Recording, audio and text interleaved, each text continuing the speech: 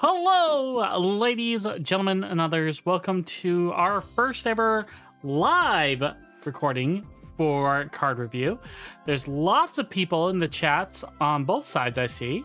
On the YouTube side, I see Shami, Moto, Libris, Sir Robert Walpole, and Toxic Blur. Also, Walpole, thank you so much for showing up. I guess we could just blame you for everything that's going to go horribly wrong today, because it's all Walpole's fault. At least that's what extra credits has taught me. On the Twitch side, lots of people here. I see Rivalus, Alex Fanmade, Ergonomic Q, amongst many others. Thank you all so much for joining for this kind of a short notice impromptu change to our program. Normally we pre-record these, but I decided why not just stream it? We can make it public faster that way. No extra editing. We could just slap it all out and get it done. And, you know, make it a little bit easier. And, you know, you guys can get a more immediate reaction. Also, Rival, happy birthday.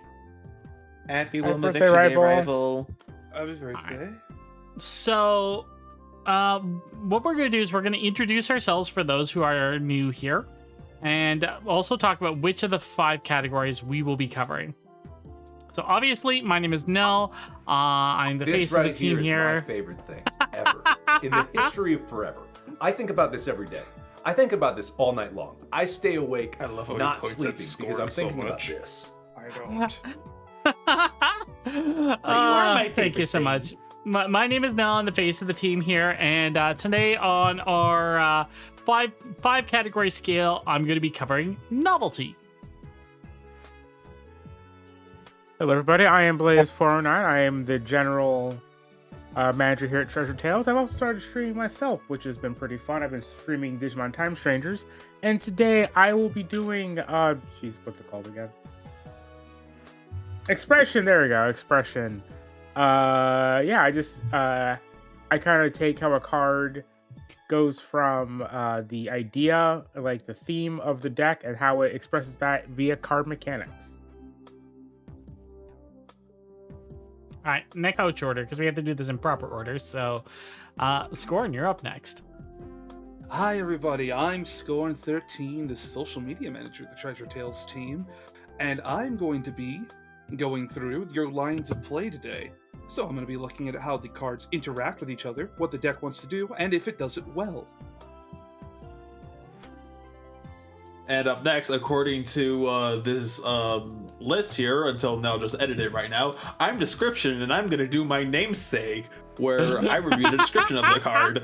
If I can read it all in one go and understand what it meant perfectly, you're probably getting a 5. So good luck out there. But no, I'm Connor. I'm sorry, no. It's really funny.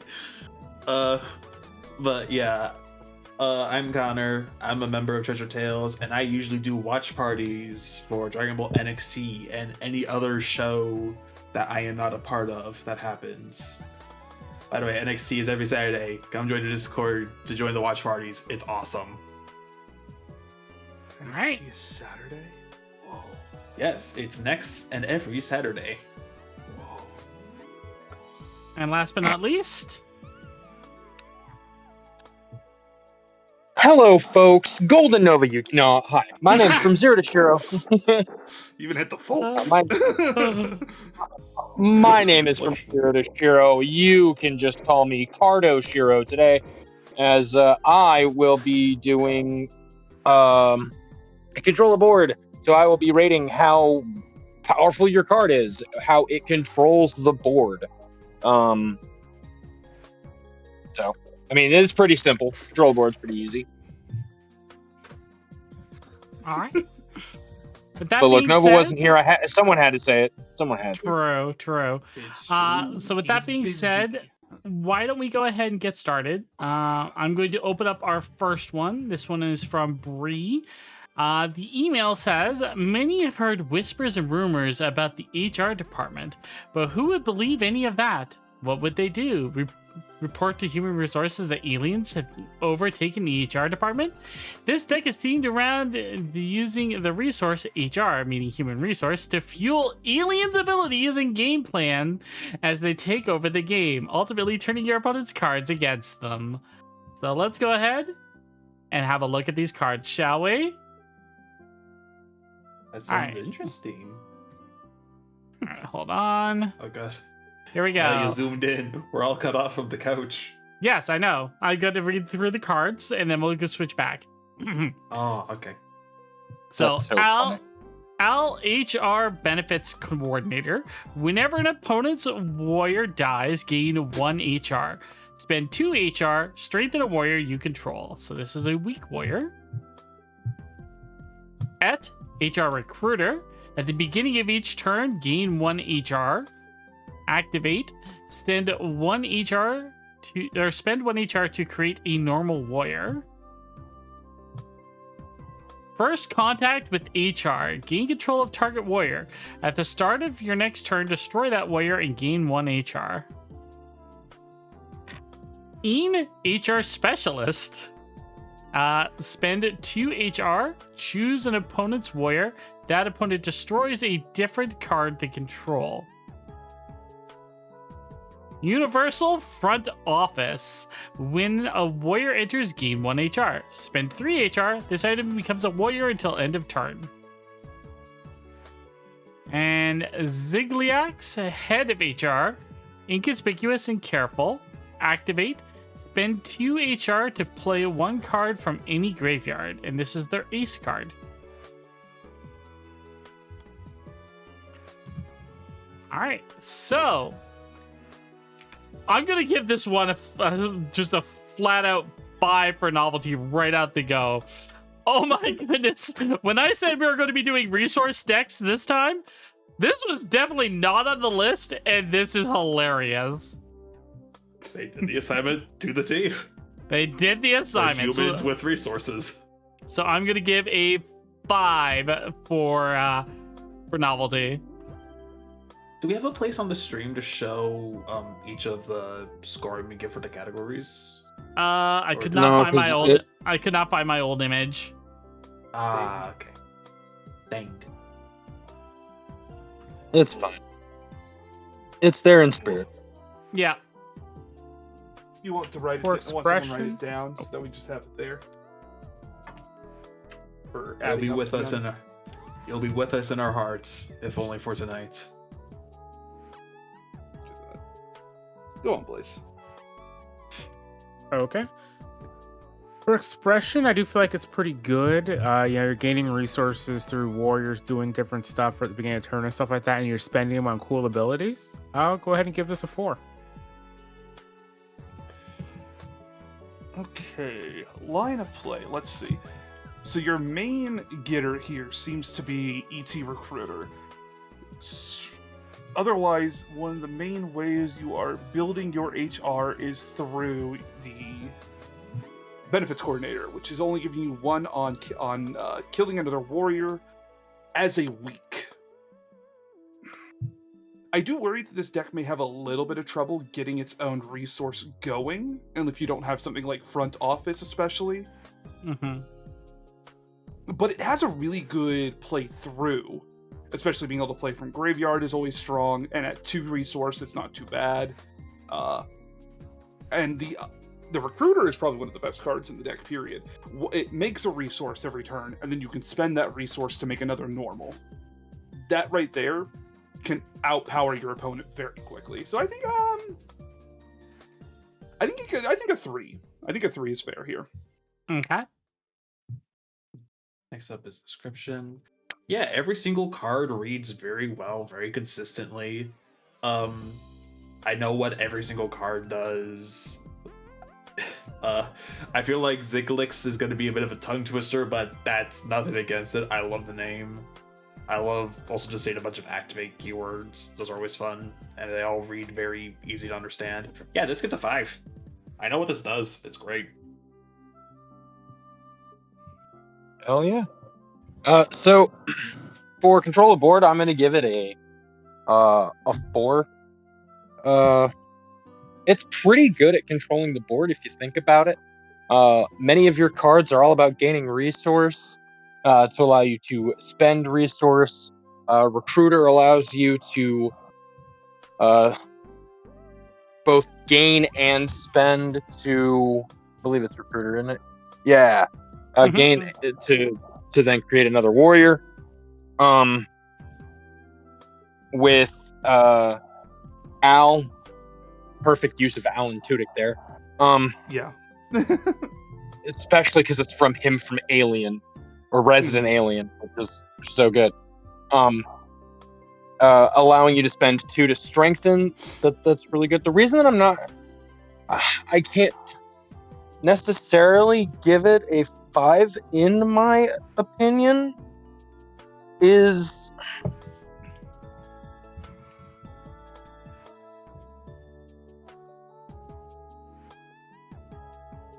Did we lose him? Okay, there we go. No. It's. I'm trying to think about how to word it. See, this is why I like when we record them, because we can cut out when I sound like an idiot. Can't cut that out. I mean, just because you're right doesn't mean you gotta be so mean. No, so if you do have cards that allow you to kind of bring him back if you lose him, but the problem with losing like Recruiter is once Recruiter is gone, most of your board control is gone, right? Which will allow your opponent to kind of start to steamroll. And while you can get Recruiter back, maybe eventually through the use of your last item card here, because it allows you to spend 2 resource to play 1 card from any graveyard. You'd have to make sure you have that item, that it's on the field with you, and it makes it a little bit more situational.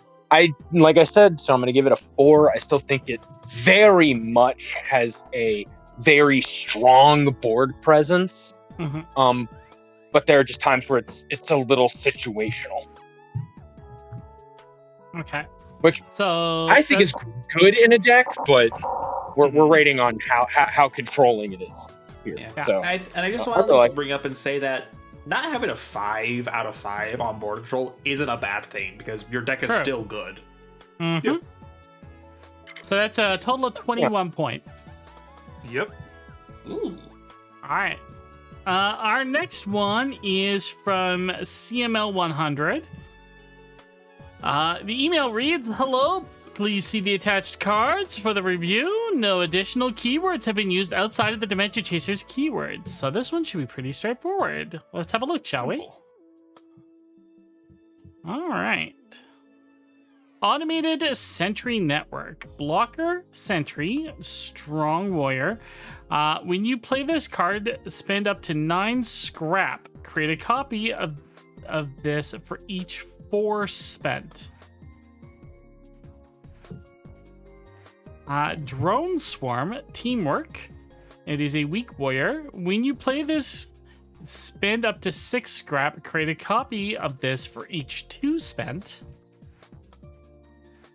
So we got 2 cards that are already spending a resource.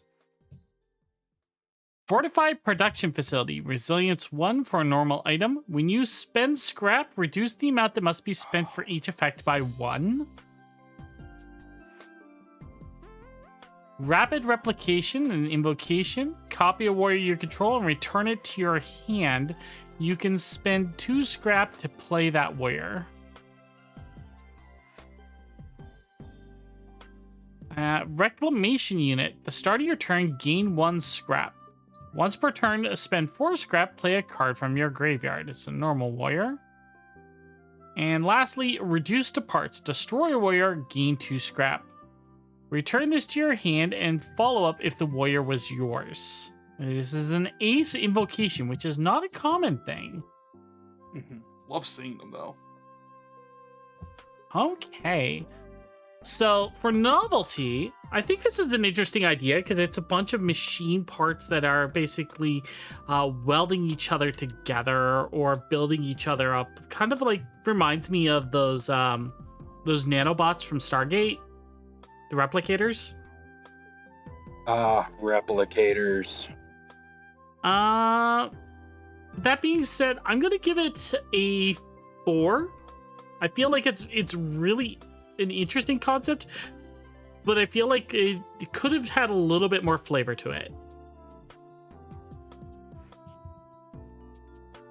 Alright, so I'll pass that along. All right. For expression, I really do like this. I get the feeling that it's, a bunch of, you are like the engineer making a bunch of cool tech from a bunch of scraps that you picked up, mostly from scrapping your old machines as well. I really like it. I'm going to go ahead and give this one a 5. I really like the expression at play here.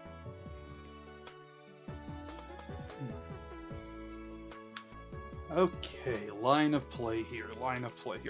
This deck is really interesting. I really like what it's trying to do. I am very worried about its ability to do it. There's a lot of things that pay, and there's 2 things that make scrap. One is start of your turn scrap, and it's a normal warrior, and that's a pretty great one, especially with its secondary effect.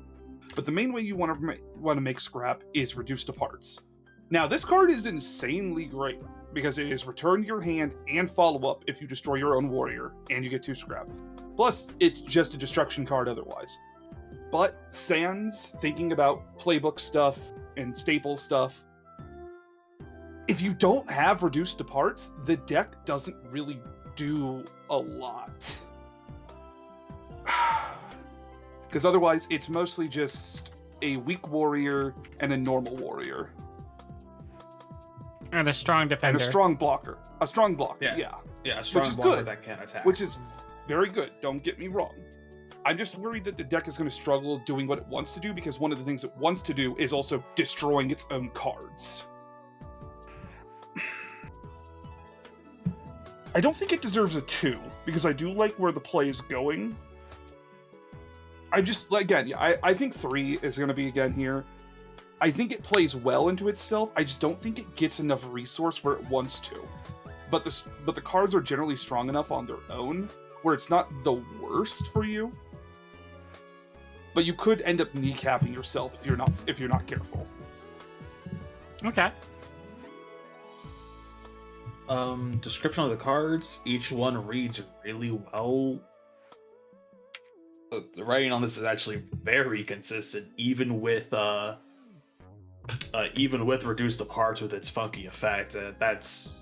I understood what that meant, so I think you deserve a 5 on this one. Nice. Yeah. A lot of great being able to put word to cardboard here, folks. Great job.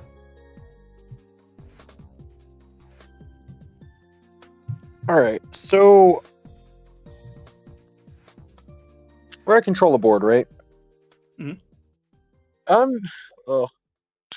hate to do. I'm gonna have to give this just based off of the cards that we see and how it kind of feels like the deck is looking to play. We're missing some things from it.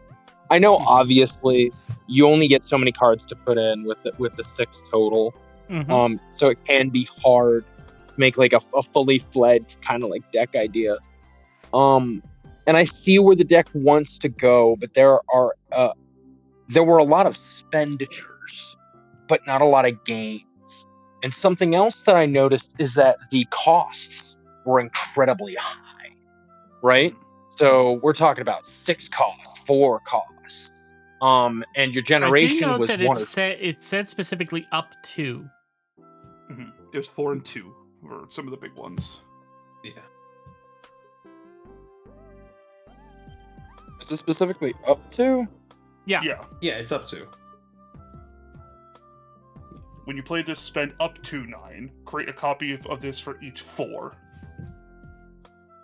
There is a card that does reduce for every X you pay 1 by 1, so that's why automated sentry network says 9 because that means you could theoretically get 3 copies instead of just 2. Mhm. Which I loved, by the way. That's cool. But yeah, go on, Shiro. Anyways, it doesn't fully actually change the point, right? We got still a lot of costs, and even at a 2-to-1 ratio, a lot of these abilities are going to be harder to kind of pull off in what seems like you want them in rapid succession, right? So I am gonna have to give it a 3 on control of board because I can see where you can get it, but right now I just don't know how you'd keep it. If you know what I mean? Oh yeah. Like, I felt the same way in Line of Play. It's got the Alright. engine, it just hasn't got the feel. Okay. So then for CML's deck, we'll give it a solid 20. Very good Still a score. good roll. Still a great score. All right, let's see who is next. Looks like Ergo is next. And their email states, "Hello, this is my submission for the draw." Short, sweet, simple. Let's have a look at the deck, shall we? All part of the process. An invocation, gain tint U. Pay tint Y. Create normal canvas item token. Draw a card. Blend together. Create tint W. Pay tint of any color. Gain tint of your choice. Draw a card. Canvas invocation. My brush is my voice by which my dreams might find purchase. I'm assuming this is supposed to be just a blank staple. I think it's supposed to be a token, actually, because Probably. It is the it's white all part of border. the process. Or a reminder. Yeah. So this is the rule stuff, so we'll go over this in a sec. Ophile, the Imagine-mancer. Inconspicuous, weak ace. Once per turn, gain tint of your choice, then create a normal canvas item token. So that's what this is. A resource tracker token. Artist palette, this is a resource tracker. So you can use this to keep track of your tint. Vindictive replication. Gain tinted blue, I'm assuming. Pay tint red, yellow. U. Copy pay a tint card. Ryu. Pay tint Ryu. Gain tint, pay tint Ryu. Pay tint W, fumble your opponent. Visage of Celestial Bodies. Gain tint R, pay tint U, destroy an item you control, then deal 2 damage to your opponent. Visage of Charging Lancers. Pay tint Y, follow up. Pay tint R. Target canvas becomes a strong warrior, draw a card. Alright, so let's take a look at this keyword explanation. When the challenge came up, I wanted to explore the idea of resource as an effect that could... Here, let me just switch back to the full screen for everyone. That could double as a combo sequencing mechanic. The book generally describes resource as something you can gain and expend to perform effects, but I want to expand on that. The deck's main vision is... Tint is the name of the deck's resource, segmented into colors red, blue, yellow, black, and white, labeled as RUYWB. Why is U being used for blue? Because black is already B. B. Same thing in Magic. No. That's so weird. Colors are weird. Cards you play the following you play in the follow this sequence. Add color to your palette, then pay cost the color. Spend the tint of called color to gain the effect. If you do not have the listed tint, you can't use the ability. So if you don't have a specific tint, but you cast a spell, like one of the invocations, you don't get the benefit from that specific tint. Well, you have to pay the cost for that tint, but it at least gets you the color of the palette. Yeah. Oh, it so also like has recommended staples. That's cool. Yeah, quick That's always sketch, nice. which is summon army, create 2 weak warriors, and seeking my masterpiece searches for the ace card of your deck to start the tint combo route. Interesting. I imagine the character using the Glowing Your Spirit playbooks for this. Alternative methods to utilize canvas item of also using tint while still maintaining cards. It can be used as generally stronger ones. Yeah, it's overall, I think I like the idea behind this deck. I think that it's an interesting concept that, you're using the paint, you're creating all these different colors to mix and match in order to cast your more powerful effects. So for novelty, I will give it a 4.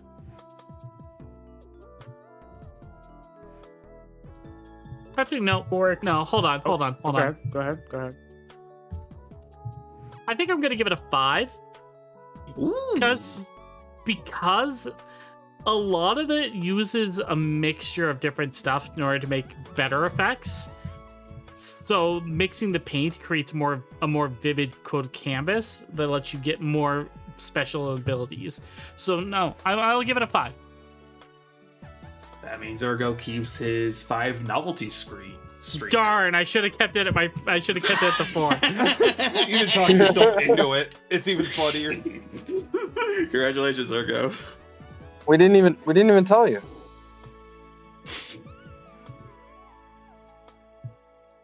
All right, Stuff is for great. expression, Expression of the I do art. like the That's funny. idea.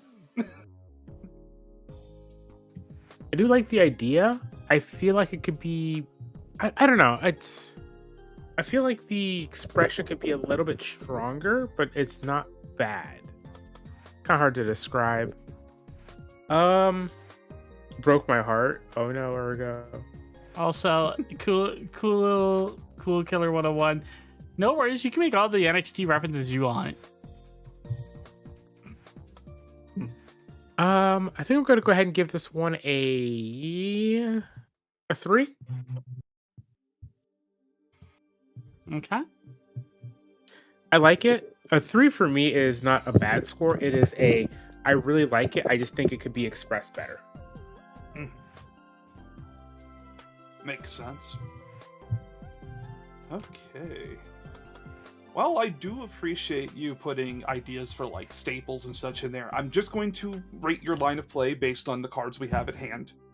Mm-hmm. And I'm going to note, this deck has a pretty solid idea of what it wants to do. What's powerful here is that most of the deck is invocations. There's only one warrior. Which means you get, most of the time, 2 cards from your hand you are trying to play. Because you're able to play an invocation for your staple slot and for your hand slot. Because each one kind of plays in the other, except for blending together, which can play into itself. I believe it's the only of the invocations that can play into itself, because it can make the tint and then take that tint and turn it into any other tint, which is very clever in that card design. I think this has a pretty good line of play in the end. You're trying to just kind of beef out with Visages of Charging, I feel, at the end, because that's the thing that turns your, if you play the red tint, you get Strong Warrior, draw a card, and it has follow-up, which Charging Lancers is a really strong card for that, into that end game of it. I think I'm going to give this one a 4, because I really like how it flows together, I really like how the cards work together, and I think it will play itself pretty well in the end run, though this seems like a deck that might be reshuffling itself a lot, but that's not a bad thing. So 4. So for description, with all the different colored tints and just being called tint Y, tint R, tint B, this is usually just a me thing, but the words kind of blur together, and I have to double take and read for a moment what tint it's talking about. I think Fair. my only recommendation for this is just to, instead calling them tints, just call them by their color. Because I think that might work a bit better. I realize that might have to change some wording of like the cards, but honestly, if you say, oh, pay one color of any type to get another color of your choice, I think we know what that means, and I wouldn't take anything off of that. So I think with just the multi-managing of resource types, which I think is actually a cool thing, the book does say you can do that, and it's not a bad idea to in some circumstance. I would give this... I'm going to give it a 4. Because the rest of the cards read really well still. It's Okay. just the tints that's just my brain. Fair enough. So on to control of board. I have to say something a little bit different than what Connor said, right? About so many resource types. You have a lot. 5 in total, I believe. If I counted right. It is Yeah. 5 resources. Yes. That is way too many. 2, especially, mind you, I'm looking at this from a perfect draw standpoint, not so much like a full deck. If we had 40 cards, the 5 wouldn't be that crazy, right? Yeah. You'd It'd have just be like a mana whole from host of Magic. different things. It would just be like different manas that you needed. In a game like Perfect Draw, which is very quick and you have very small deck sizes, most times we'll say that the max count of your deck should probably be around 10 and not too much higher than that. That way the gameplay is still pretty snappy. If you had 5 types, that would mean that you could only have 2 cards in your deck of any given type, right? And most likely, you'd actually have less than that. You may have 1 of one and 3 of another because they're just more efficient or easy. I would change the tints, in my opinion, to RGB. So red, blue, green. Mhm. Wait, yeah, RGB. Right? 3 cuts it down significantly, and I think would work out a lot better. I really like the thematicness of the deck, which is why I don't feel good that for line of play, I gotta give it like a 2. You mean Because control? did I say control? Yeah, did I say line of play? You said- I meant control. Yeah. That's mine. Get control off my board. territory. Yeah, that's yours. My bad. So for control of board, I'm Look, gonna it plays have into to give it- itself fine. Oh god, Yeah, the, it the does. categories are blending like the cards. Scorn, This, we're merging. What color are we becoming? Anyways, Red. It's just red.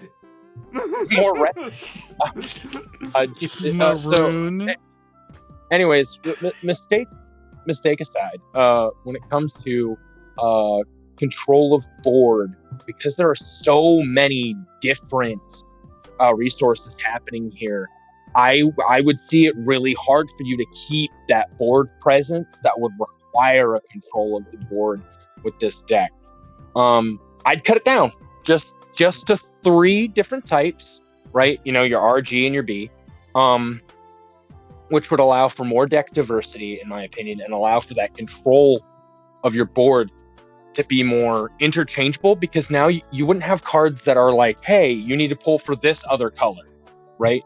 You have cards that are, yeah, they're pulling for these other colors, but they're working in a cycle instead of you having to figure out how to get 5 different ones on these cards. If that makes any sense. I do like the deck. I like it thematically. I just think it has too many resources, in my personal opinion. I'm sorry. No, you're fine. I'm sorry. So I'm that gives sorry, Ergo a Ergo. score of 18. Very good. No! I'm sorry. Listen, okay, they were vying for specifically a 5 in novelty, and they got it. Yeah. Also, Vampire Castle, please enjoy your cruise. Oh. Oh, damn, Disney Cruise. To be fair, That'd be fun. It's All not the right. most controlling cards. Our It's next fine. deck is from Deuce Verve. Thank you very much, Deuce. The next mechanic for our resource is Animate, which is once per turn on your turn, you may pay the associated cost. If you do, this card becomes a warrior until end of turn. So let's take a look at this deck, shall we? I already know Scorn is going to give this a 5 because it's a reanimate style deck. That's Because Scorn, funny. because Scorn literally only plays graveyard decks. that's literally not true. I can hear the skeletons rattle in their card sleeve, Scorn. You need a skeleton deck, so shut up. Clockwork Toy Bird is a normal item. Animate 1 resource. This card can attack directly. When a player loses life, gain 1 resource. The Strong Ace item is Clockwork Toy Dinosaur. Animate 2 resource or 1 life. Overwhelm Piercer 1. When this card attacks, gain 1 resource. That is a really strong card. Damn. Clockwork Toy Key. Activate. Gain 3 resource. Activate. All your items are strengthened till end of turn. This is a normal item. Clockwork Toy Robot. Animate 1 resource. Pay 1 resource. Weaken a warrior. When you draw a card, gain 1 resource. Normal item. Clockwork Toy Box. It is a weak item with follow-up. Inconspicuous. Activate. Gain 1 resource for each item you control. And finally, Invocation. Clockwork Toy Shop open for business. Choose one. The next item you play gains follow-up. Gain 4 resource. Or give an item Resilience 1. This is a toy shop. This is just a toy shop. And there's toy robots, there's toy dinosaurs, there's a toy bird. I'm gonna give it a 4 because it is an incredibly cute idea. It is an incredibly cute design. So unfortunately one for might be me, this one suffers from not having a named resource because I don't know what the resource represents. I I had to they're- go out on a limb. Yeah, I think the key word that they invented was the animate one. Well, no, but if they name the resource something, like I'm assuming it's like turns from like a key or something like that for the Clockwork Toys, which would make a lot of sense. It's kind of what it's meant to represent. Yeah. But I don't really see what the resource is meant to be in this. I do love the idea of toys coming to life and going from items to warriors. I really do like that a lot. So I'll go ahead and give this one a 3. Like I said, 3 is me saying good, but there could be good, but could do some improvements to make whatever it is a bit more clear. Okay. Alright, so I'm not Novelty or Expression, so I'm not going to talk about how much I love this deck, just as an idea, because I do. This is such a cool looking deck. Line of play wise, every card is almost a one card combo. Most of them give you a resource themselves, and usually have a way to animate or pay a resource otherwise to do something else. If you open the game with the ace of this deck, it already feels like it's over. Items on their own are already the hardest cards to destroy. Did it know how long the animation keyword lasts? Until end of turn. Okay. Until end of turn. Yeah. So that makes it even better in a way, though you are vulnerable to attacks otherwise, because they can just ignore your items. But an Overwhelm Piercer 1 strong, that can just end games itself, and it doesn't need resource to come to life. I'm gonna give this card the line of play. Like I said, every card is basically a 1-card starter. So like the line of play is just play a card. Damn. I think it's a 5. Every card kind of being its own engine and its own fuel really makes these cards flow well, and they don't really need a lot of each other to work. The only issue I see is its own vulnerability, but by that point, who knows what'll happen. The cards play well. Yeah, I have to agree with that. Honestly, these cards read very much like the in-book Perfect Draw resource cards that they have for the special keyword section. This is done really well, and I do love just how easy it is to just see what an effect does and where the next one starts. I really love Clockwork Toy Key, very much so, because it has 2 activated keywords, and if anyone doesn't remember, activate basically lets you use that effect as if it was a staple. So it feels good that it specifies here are the 2 different activated effects, so you can spend one on one turn, and while that's on cooldown, you have the other one. These just read really well, and I feel like I know what I'm looking at. I'm gonna have to give this another 5. These read like, I nearly said wet butter.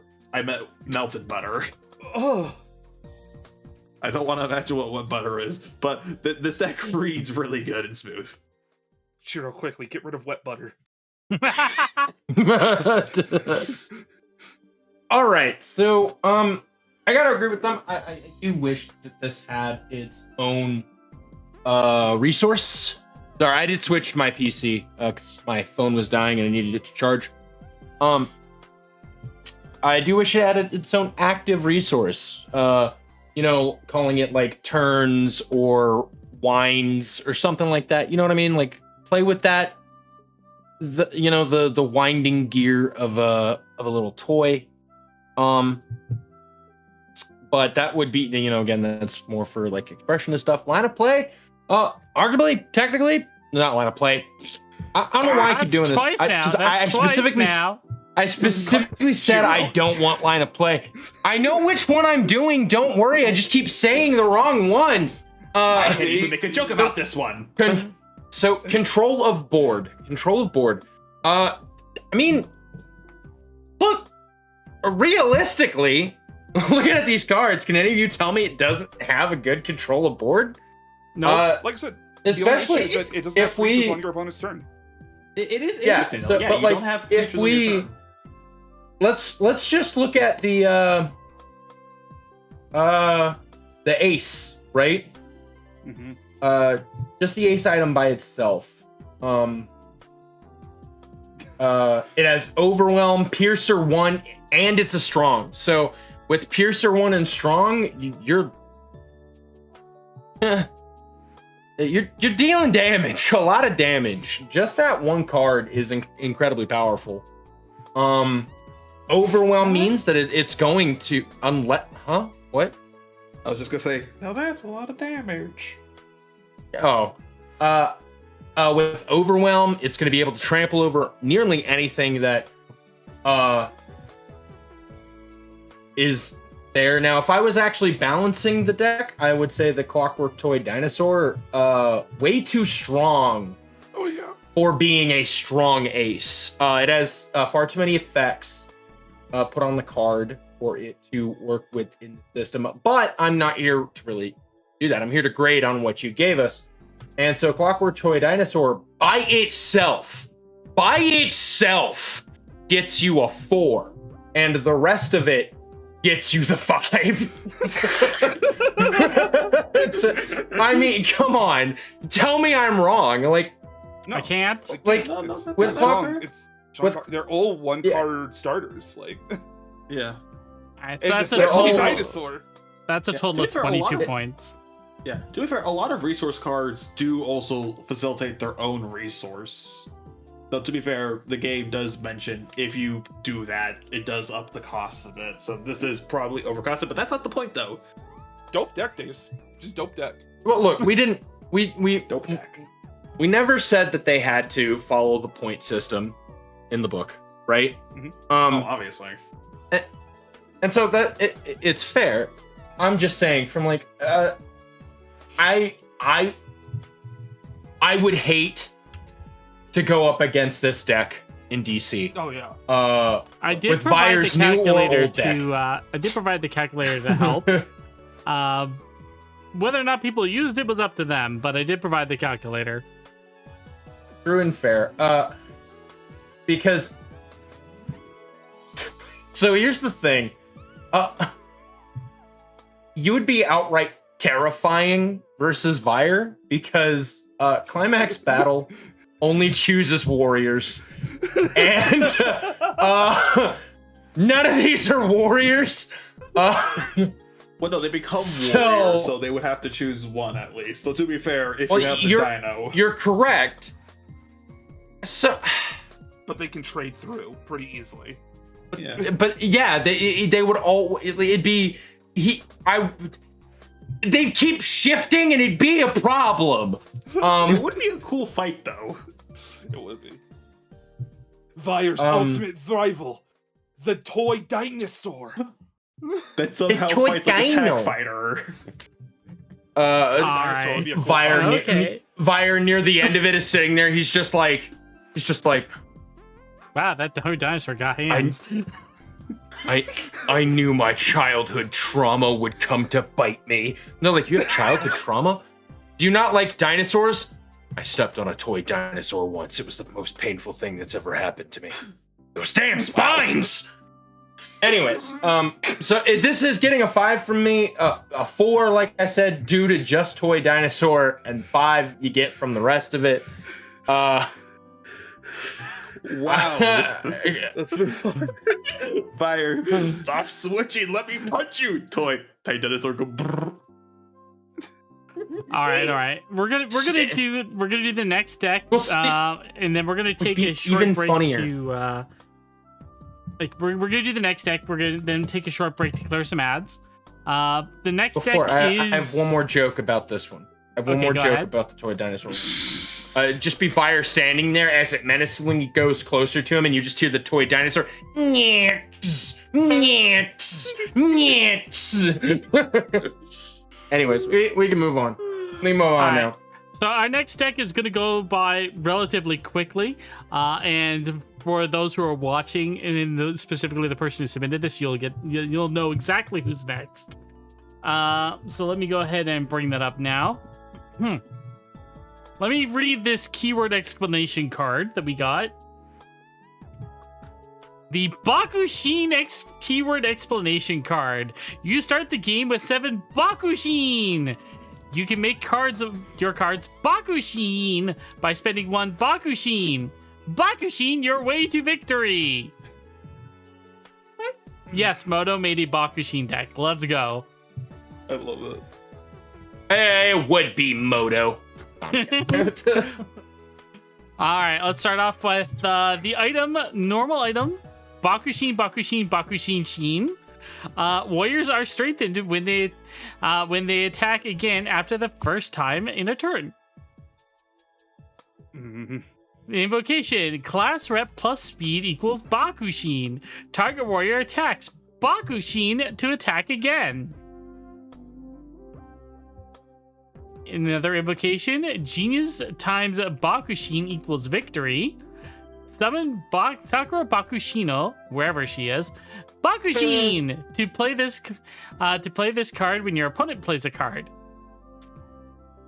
Our ace is a normal warrior, Sakura Bakushino. She has contender. Attacks every time she is summoned. Bakushin to summon her from the graveyard. Very nice. The most genius class rep invocation. Clash with a warrior on the field. Bakushin to win the clash. 5. 5. 5. No, you're underrating it. It's 42,500. It's Bakushin. That's Hold the on. rating. Bakushin. It's Hold on. Bakushin. Hold on. We need to change music here.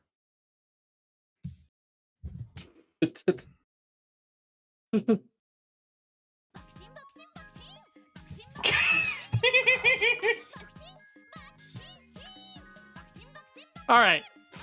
I'm giving it a perfect score. Passing it along. So I don't play Uma Musume. I don't watch people play it that often. So I have no idea what this is in reference to, really. Other than I am assuming it is this character. Yes. That being said, I do love this deck. It's really fun and silly. Having a limited amount of Bakushin from the beginning is a bit interesting. What strength is it? Normally? God damn it, Nell. Is her song getting to you? A little bit. I'll give it a 4. Oh, a 4? All right. This is not Bakushin. That's good. That's good, but not perfect. Fair. It didn't say perfect. It said victory, so... True. Okay, line of play. All right. Start off, you have a limited amount of Bakushin. So you're never getting that back once spent, which is important to note in a game here. This definitely plays into a lightning fast fight. If you're unlucky, this deck is just going to OTK you by the looks of it. But God, especially because the victory card just plays her from anywhere. Because wherever she is just means, I assume it means anywhere, period. Mm-hmm. Except for already being in play, because that would make sense. Yeah. And she attacks when summoned. Which, if you have the Bakushin item out, every attack she's strengthened for each attack. Yeesha. But contender, so she always has to roll, so she doesn't... Contender's optional. That's true, that is true. Contender is optional. What the... This is a tough one, because, like... It's banking off of having your warrior. So if you don't have Sakura Bakushino, you only start the game with 2 cards. And if you don't have victory, you don't have anything. I don't think it's a 3. I think a 4 is where it's going to have to be.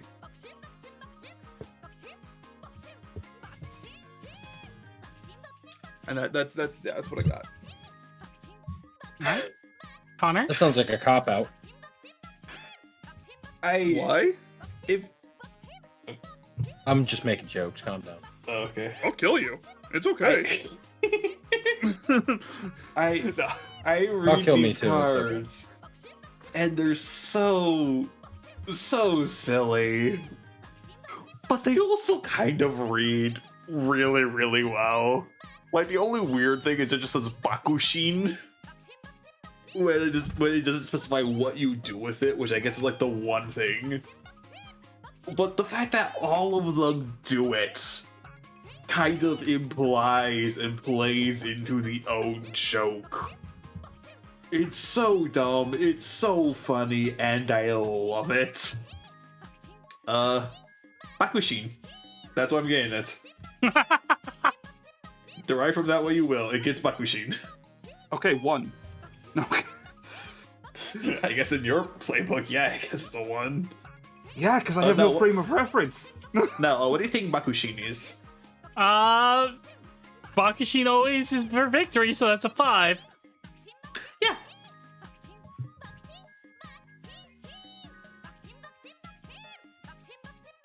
I give it a 5. So, all right, the line of play, the control the board here is shut up, leave me alone. We didn't say anything. I heard laughter. Anyways, the control the board here, it is very minimal. It's very minimal. When you got Bakushin on the field, that's it. You control this board. But You don't get very specific cards. You're going down so fast. It's not funny. I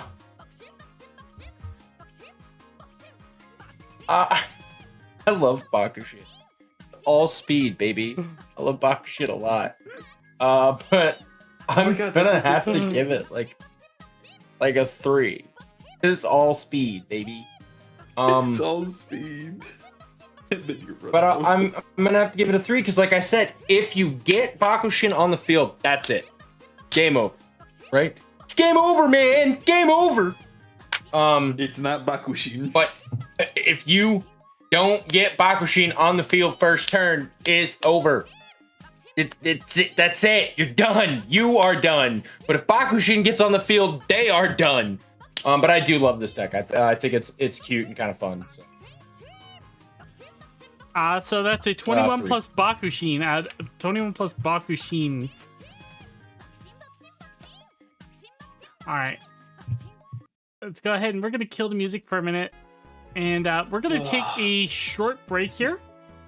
Clear out some ads, and we will be back. So please stand by.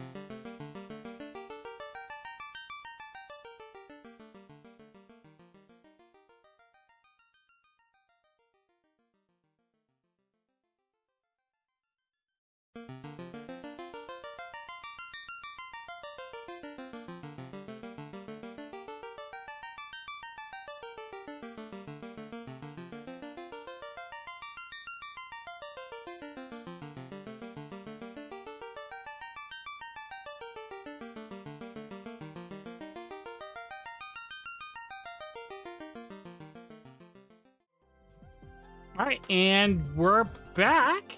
Let's take a look who our next deck is from. It's from a Nicholas. Not sure the format most desired, so include an image link with the cards. I've also attached them as files to this email. Blood Frenzy and Drain are both just skins for staples, since I figured I'd have more fun designing the decks as if I were going to use it as an actual starter character. But I used the invocation frame for them on both of the staples I chose are basically invocations. Art for this includes a bunch of stuff from the Akashic Librarium with backgrounds from free game assets on itch. Icons for a couple of the other cards are from Pixelbay with backgrounds that are just gradients that I made. So I'm glad that they put in some extra work themselves. That's really nice. So let's go ahead and have a look. With this, yeah. All right, so we're going to start off with a Blood Drive. Gain 1 blood per turn. Opponent can make warrior inconspicuous until their next turn. Give you 1 blood. Blood Frenzy. Target warrior can attack twice this turn. Blood Golem. Activate. Spend 3 blood. Duplicate this card for a strong warrior. See, that's cool. Drain. Deal 1 damage to target competitor. Hemomancer. Resilient 1 for a normal warrior. If another warrior is destroyed, spend blood equal to its strength. It's not destroyed. Vampire Noble. It is the ace of the deck and is a normal with careful. When this card clashes with a warrior, gain 2 blood. If the target survives, weaken it. It's a vampire deck. Blah! Vampires are very good. I will say that this I is will an say, interesting before we design. get fully started, I really like the art. Really like the art stuff. I know they said agree. got it from itch and stuff, but that's cool. They did some really good work on it, I feel. I'm going to give this, I'm going to give it a 4 for a novelty. We've had some vampire stuff before. We've had some blood mechanics before. But this is still a unique way that they interpreted it. So I'm going to give it a 4. Vampire wrestlers! I'll never forget you! I'll never forgive you. They were pink. What? Anyways. Alright. For expression, I'm gonna give these I'm gonna give them a 5. Yeah, I'm gonna give this a 5. I mean, it's got a really simple mechanic. Vampires, you gain blood mostly through combat and stuff like that. And different ways of manipulating that blood with your Hemomancer, your Vampire Noble. You can duplicate the Blood Golem by spending more blood, and that makes a lot of sense. I feel like the mechanics really fit what the deck is going for. So yeah, like I said, a 5. I get to rate this as an actual perfect draw deck because you have supplied me with 2 staples as 2 of your cards. And you know what? I love that. We are looking at a classic 4-card, 2 staple list here of perfect draw. I'm going to start off by saying Blood Drive. I wish there was more like Blood Drive in the deck. I love the give me your blood type stuff. Like, hey, power for blood. You give me your blood, I give you power. The way this deck plays into itself, Vampire Noble is really good. The careful with the survives trigger. For people who don't know, careful means that if the card would go into a fight, they always choose and have to roll for the fight. You always choose the option where both survive the fight. So in this case, you clash this normal against another normal, gain 2 blood, careful survive, and then weaken their warrior to weak. And it's a permanent weaken on top of it. You're gaining that blood off of that right there, and then you're able to spend that blood to eventually power up for. I believe the only thing you can spend blood on is the blood golem and the Think so. hemomancer. Yeah. Yeah, And those are the only Hemomancer. two. So you now have 2 blood. If you have the hemomancer and noble out, Vampire Noble has made the blood to pay for the cost to keep it from being destroyed for with Hemomancer's ability. On top of it, you have a control effect here with Drain and Blood Frenzy to attack twice with your Noble. And Blood Golem for if you have some vats of blood lying around after you've just been attacking it with your Noble and your opponent hasn't been able to counterattack you, you have a bunch of strong warriors and you win the game. I'm giving this a heavy 5. A heavy 5, because I think it plays super well into itself. It feels like a deck I'd expect to see at a perfect draw table. I absolutely love how it plays. Good job. Yeah, I have to agree. I think the only part that's kind of, and I think this is more just a typo, so that's why I'm not taking it off. It's the blood drive, gain 1 dash turn. I assume that you meant to say gain 1 blood per turn, which I assumed which was. But like this reads so well like a base perfect draw deck.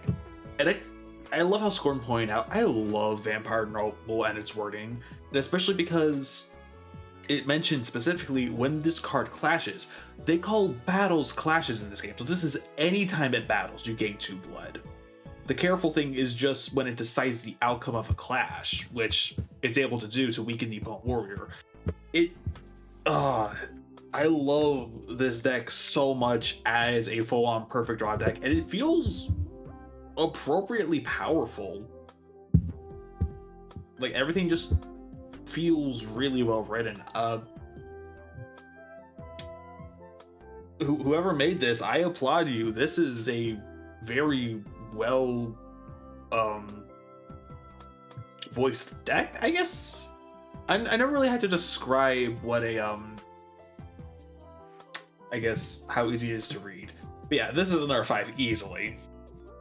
Like box standard. All right. Now, if All right, hi it guys, Scorn controls- here with line of play. So Killing control you, of board. killing you, strangling you. You know what? No, this I is a love it, vampire Scorn. deck. I'm exsanguinating you. Ah, no, my neck, my beautiful precious neck. Okay, so here's the thing, Potter. This deck is very well crafted, very well thought out, and works very well within the system and game of Perfect Draw. The only thing I would have liked to see a little bit more, or I think would have worked, is if Drain, when you dealt 1 damage with this card, you gained a blood as well, right? Because you know the idea of you draining an opponent to gain more of your resource. I think that would work really well. But otherwise, all of your cards. Wait, what? I get, yeah, It's okay. Fireball. It is a staple. That's a cool card though to imagine you know, for the deck. Yeah. Like doing Well, damage. that's a gain. good perfect That's draw layer. cool. Yeah. There's a. Anyways, regardless of that fact, I think this deck is very well done. I love it. I think that it. I wonder if this is going to be the first perfect. Not perfect. Nell gave a 4. Oh, Nell did give a 4. I thought Nell gave a 5. So Perfect, you was right. gave it a 5 as well? Sorry, I didn't hear. I think I'm giving it a 5 because the control that this has on the board. What? That is a near perfect score. Mm-hmm. Yeah. Goddamn. I kind of is- feel Why were bad. people that- laughing when I was talking? No, I think Anyways, so continuing on, this controls the board incredibly well. Between Hemomancers, if a warrior's destroyed gained blood, you can spend blood equal to its strength so that it doesn't get destroyed. Means that they can they could take out one of your take out one of the things that you have, but if you have enough blood, that's still staying on the field. And with Vampire Noble, anytime you clash, you gain 2 blood, which means that you will be able to keep any normal warrior on the field pretty consistently as long as Vampire Noble attacks. And if you are using, if you use Blood Frenzy and it can attack, you can have him attack twice and just keep clashing. Because they're clashing, guess what? Bam, you are gaining 2 more blood when you do that, right? It's free real estate. So it's free real estate. Free food. This has great control of board, and with that, once if you can get Blood Golem on the field too, and spend 3 blood to just duplicate the card, once you have more than 1 Blood Golem on the field, that's basically game. Because it is a strong warrior. I do talking about game mechanics itself. It being a strong warrior with this duplicate effect might be a little much. Well, but and it's also tied to a resource, so it's actually pretty expensive to get it going, I think. So true, but any time that you can take a strong card, a strong warrior, and duplicate that strong warrior, right? That is astronomically more powerful than you normally would consider, right? I'm not denying because that. strong warriors in Perfect Draw can basically overrun 90% of anything. No, I'm not debating. So that is true. But again, big point, right? That I'm making is still only judging the cards based off their merit of what we're seeing here.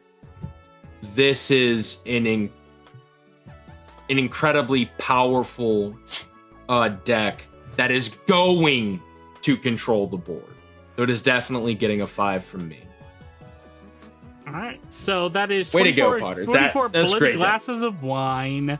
That is a near perfect score. What is a man? It's a little pile of resources. Yes, keep But throwing enough all talk. 24. Next card review, Smash. All right. Our next deck comes from Rival. The keyword is expand. Each turn, place a token on this card up to the listed number. At the end of turn, strengthen a warrior by the number of tokens up to 3, with 4 gaining overwhelm, and 5, it cannot be destroyed in battle except by cards with colossal, kaiju-sized, or henshin. All right, so let's have a look at this rather enlarged deck, shall we? First card. Their first card is the Inflated Calzone. It is a weak item. Add 1 additional token to any warrior with expand this turn. It cannot go past their limit. Just a second. Excuse me. Yeah, that. Exactly. I'd like to start off by saying that that's a pizza, not a calzone on screen. Well, that pizza definitely wants to be a calzone. It's true. It is intriguing for the Calzonian Knights. That is a inflated pepperoni pizza with a giant air bubble. Oh, God. Inflatix Fire Balloon. It is a weak warrior with expand 3, blast radius 2. Yeah, that's a bomb from Final Fantasy if I've ever seen one. Inflatix Mega O-Wisp. Expand 1, blast radius 1 for a week. Inflatix Pufferin. Expand 1. Inflatix Star Eater. Expand 4, and she's a normal. Inflatix Whelp. Oh my goodness, it's a Dragon Quest Dino. I don't want to say it's a dragon because it only has 1 eye. Expand, and it is a weak. Now, there's no ace in this deck, and they specifically did say that there was no ace. So, It's also not a resource deck. I hate to point out. Yeah. this I ain't think resource. That's Rival not got a little true. confused. That's not It's true. the That's not true. Expand is technically a resource. Expand is a resource. It is a cumulative counter that stacks on the creatures rather than the player. Yeah, but resource goes on. Yeah, resource is specifically player. I think. something Well, you I mean, there's spend. nothing rule zero. Well, to be fair, there's Yeah. nothing to rule zero, but there's also nothing to spend. So this feels like resource yeah. by name. It feels like I they may have got a little disagree. confused. If it wasn't for it's because of the item, the first item, the fact that you can put more onto cards, I feel like makes it a resource. So I'm gonna open it up. Us? I'm gonna say that this for novelty. This is definitely a 5 for novelty right out the get go. The stuff just getting larger and bigger and inflating is hilarious to me, and I think that that's a fun and interesting way to try to use the resources where you're just basically pumping them up. When I started seeing this deck, the thing that popped in my head was that Mario Party minigame where they're trying to inflate those balloons. Oh, yeah. So maybe make an ace that relates to that some way, where you have like someone pumping the air into all these creatures, where like it extends their expand limit by 1 or something. But that's You could just make an my idea. invocation make an invocation called "Makes You Big and Round." I hate I said that, but it's really funny. All right, so yeah, I'm giving a 5 for novelty.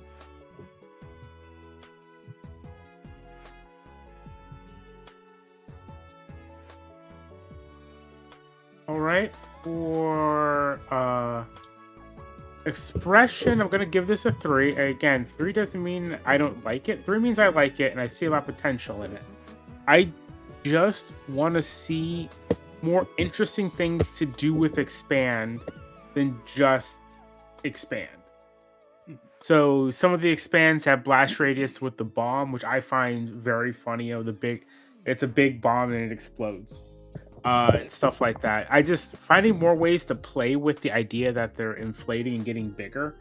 I think that would really help out the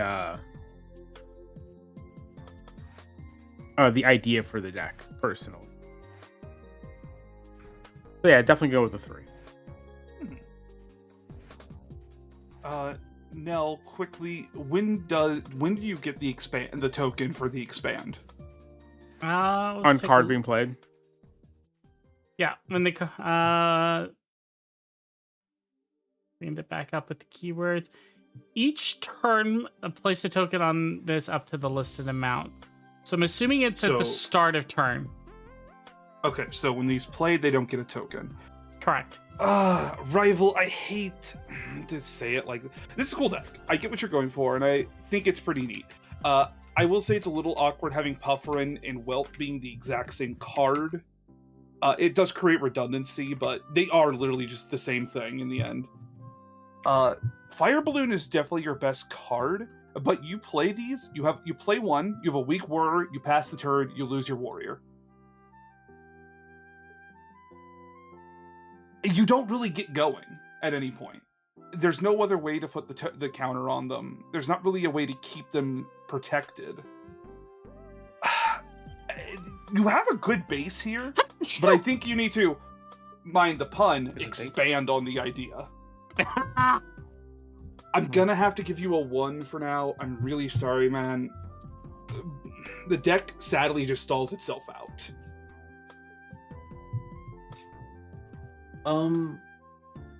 So there's a little bit of, like, quite a bit packed beneath the expand keyword that isn't really, I think, conveyed the best through the cards, especially since that this doesn't really feel like resource at all. I'm actually of the opposite opinion of Blaze, what he said. The item makes it feel more like a resource. I'm actually of the opposite opinion. This feels less. It feels more like a token thing with, like, or not resource, more like counters with, like, the Venom Dancer Venom counters.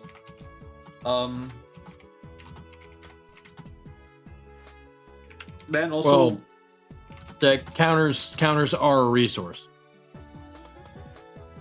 well, You- using you- that as an you example, like, actually- Minty doesn't spend the venom counters on anything. They just sit on a card and then they apply an effect. Minty has cards that do. Minty just doesn't. Huh. I guess when you put it, It, like it that, still is a resource. yeah, I guess when you it put it still like is a that resource. way, that makes sense. I think though, overall, I'm gonna have to with just how much is bloated behind the expanded keyword itself and how different it functions. I think I'm gonna have to give it a 3 since it's just how much is, well, mind the pun, stuffed into this to just like expand the effects. Boo! Yeah, it's not Boo. my best. I didn't get booed. Boo! Well, yeah, because yours was actually funny. But but Connor, yeah, that I'm was gonna- the yeast of the jokes that you could have made. Oh my god, this ain't a calzone deck, it's a expansion deck! But yeah, How do you think I'm gonna have to how do you give think this the dough a 3. expands?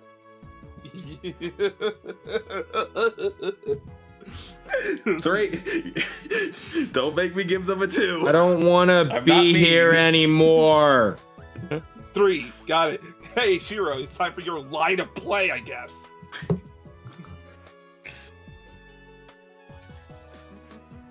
Anywho, for control of board, can I get a reminder on what expand does? Basically, it's like strengthening. So every it's- time yeah, I it think it's at expands, at the start of the turn, they get essentially a strengthening counter up to strong. Then they get overwhelmed. Then they go up to the point where they can't be destroyed except for like kaiju, mecha, henshin, that kind of stuff. And they can only have a number of counters equal to their expand. Okay. Well,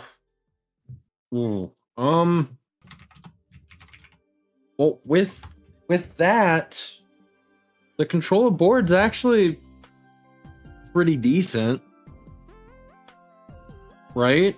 Especially with Inflatrix Star Eater, because it starts as a normal warrior, and which means that with 1 expand, it immediately goes to strong, and with 2, it'll immediately go to overwhelm. Given that this deck is mostly just monsters, with the inflated calzone as a support card for it, your focus in order for control of board is going to be inflated calzone, right?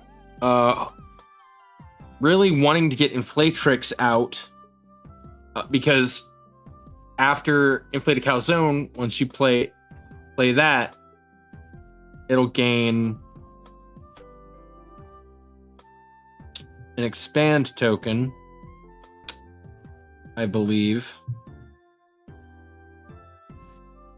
Or maybe it's not on its first turn, but if you can keep it around for second turn,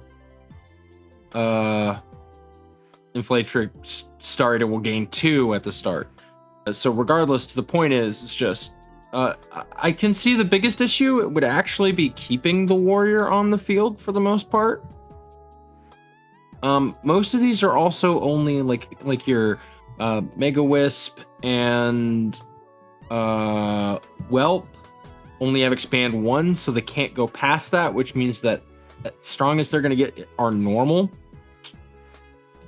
Same thing with Pufferin. So technically, you have a lot of weak warriors that become normal, and which keep them on the field for a little bit allows them to do some damage, but not a lot of keepability in them on the field. But again, I think it is made up for, in my personal opinion, with Star Eater. You can keep Star Eater on the field even for just 2 turns. They become an overwhelming creature. And if you can keep them past that point, they become an unstoppable monster. Right? Because they would gain 2 additional levels. I don't know what those 2 levels would be after Overwhelm. You know, I know you had said like, oh, the kaiju thing or whatever, but yeah. Point is it makes them an incredibly heavy hitter would be Star Eater. So with Control Aboard, I'll give it a 4, mostly for Star Eater's ability to go over the overwhelm limit with Expand. So yeah, give it a 4. All right, so that's a 16.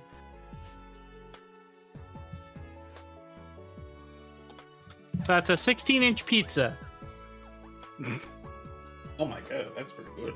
That is a very good pizza. All right. We have 2 decks left. So let's go ahead. Let's take a look at our next one.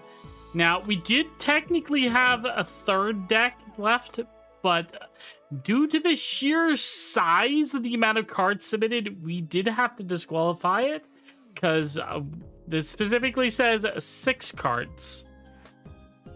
So let's move on to the next deck, shall we? Like if you're like 1 or 2, if you're like a couple cards over, we can give it a little bit of wiggle room, but we had a submission of 34 cards, which is almost an actual card game deck. Yeah. That's more cards than the rest of the submissions tonight together.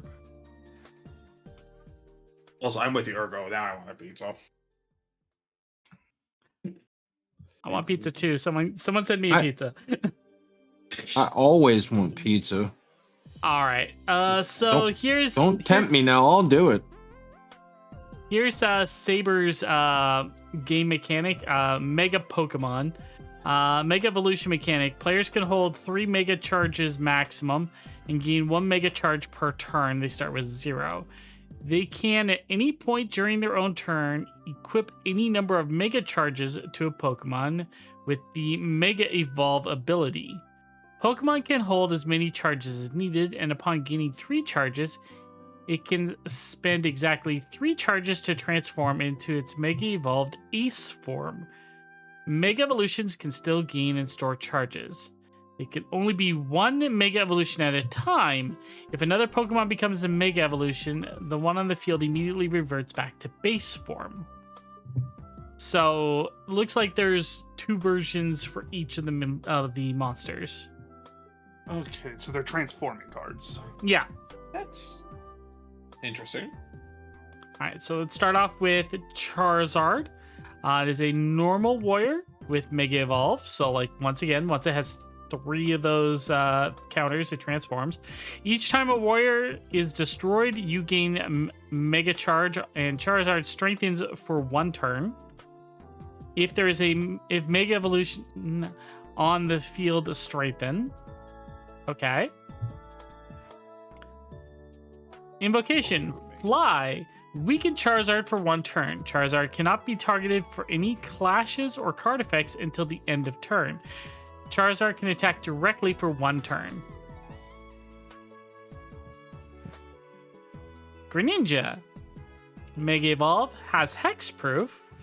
Each time an opponent activates a non-warrior card or card effect of any sort, gain a Mega Charge. So I'm assuming like this is like any like monster abilities or staples or invocations. Well, non-warrior. Yeah. Okay, here's our first transformation card, the Mega Charizard X.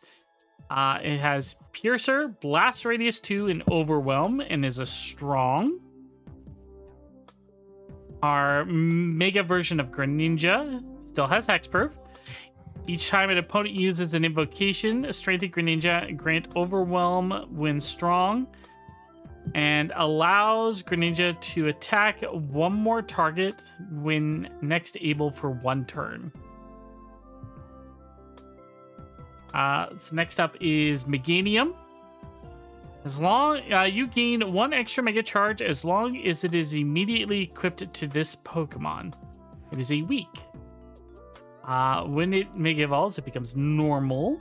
It has Blocker, Resilience 5. All Pokemon on your field gain double Mega Charges each turn. Mega Charges can overflow past 3 in your charge gauge for the rest of the game. I'm assuming that's as long as this one's on the field. Solar Beam. Once every 2 turns, Meganium may sacrifice a charge to destroy a warrior as if it had Piercer 1, Strong, and Overwhelm. And lastly, Substitute. Each time your opponent does not use an invocation during their turn, before they attack, create a weak Substitute token. This token must be targeted and defeated before any other warriors can be targeted by your opponent. Interesting. All right. So this is a very cute idea. It is still technically using the resource. So it does meet the criteria that we have. But I would say overall, it is a creative use to use it with the Pokemon as well. So I am going to give it a 4.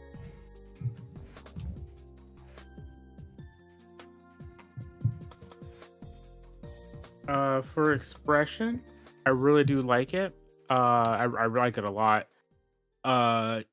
You've got the regular Pokemon who are all interesting in their own way, but not overpowered. And if they're able to stick on the field for a while, they can Mega Evolve. Our into a really bias is powerful showing. Okay. You can't just do it because Meganium is here. I'm watching you. Can. Yes, they can. I was so confused for a moment. I'll go ahead and give it a 4. All right, so Blaze is giving it a 5. I said a 4. Okay, not a problem. All right, so you're up. We know what he would have done in his heart of hearts. Would have been a 10 because Meganium is awesome. I'm a little confused on how the substitute invocation is supposed to work, so I can't fully bring it into my idea of how the deck is supposed to play. This is another one card starter type deck too, which is not a bad thing necessarily. It keeps the deck, makes sure the deck always has a play no matter what. It doesn't really matter. I mean, Meganium's the only one that's kind of bad to open with. Meganium is your major support card. Very, very good, but majorly supportive to the other two. Greninja or Charizard, doesn't really matter which one you start with. They're both super strong. And Charizard's supplementary invocation is quite great indeed. It's at least getting you a free damage and an untargetable creature until the end of turn, so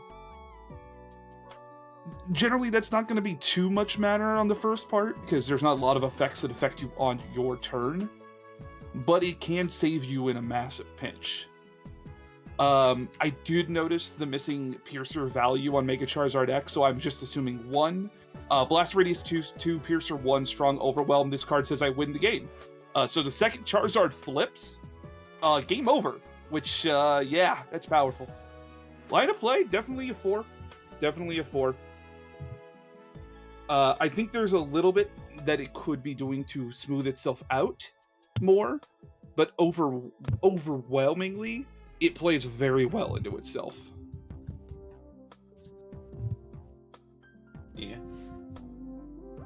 I think when reading through all of these, I understand what... I think this is just because I've grown as a person of being able to look at a card and get the vibe of what it's supposed to do. But looking at all these cards, it feels like that there's a bunch of text for a few of them, mainly Solar Beam and Substitute, on what they want the card to accomplish. And they're using so much extra text that doesn't technically there's other ways to explain it better. Like, I think a better way to describe Substitute, I think it would just literally be, actually, now I'm looking at these again. I think Substitute feels like an item. yeah, Substitute feels like an item for how it reads, and even how it reads, it's kind of weird. Like, I kind of have to wait around and figure It's out. essentially a weak item with lock on. Yeah, as an invocation. So I don't know if Greninja gains this effect, or is this just like a permanent What? lingering effect for the rest of the game? It's weird. Wait, for which And one? Substitute. Substitute? 'cause it's an No, invocation that says it's really obvious what it does. Each time your opponent does not use an invocation. No, no. Okay. The I assume it- substitute yeah. is But Yeah, it's just on the field now. And then and That's it just not has because, like, attention. Yeah. Like, there's a whole bunch of hoops of trying to figure out, so how does this card work? Also, for Solar Beam, it's like, so does Meganium just permanently gain this effect? I'm assuming that Which that's what those are. Yeah, I assume that's what it is. the lack of durations on these is really making it hard for Yeah, for lack of certain durations. Yeah. It also just feels like that there's some wording here and there that could just be described with, like, maybe a keyword that already exists in base Perfect Draw. Like, Substitute just feels like, oh, create a token with blocker and lock on. I think that does the Substitute's effect in that. Also, just one last thing. Card transforming to Ace is really weird. Because technically, Dimension Chasers re-homebrewed to where they gain 2 specific keywords, but base Perfect Draw, an Ace doesn't actually mean anything other than mechanically just a slightly more powerful card. Yeah. So this whole deck just weird. It's weird to read through. Okay. And I think by so- the fact of having to judge all this, I think I'm gonna give it a 2. Alright. I think I've been able to figure out what it wants to, but I think if you show this to, like, a group that's not familiar with it, I think they're gonna be like, Fair enough. Alrighty.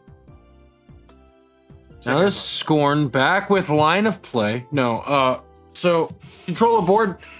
Saber, I love your art. I love you dearly. I'm gonna have to give you a 5. But only because the cards are broken.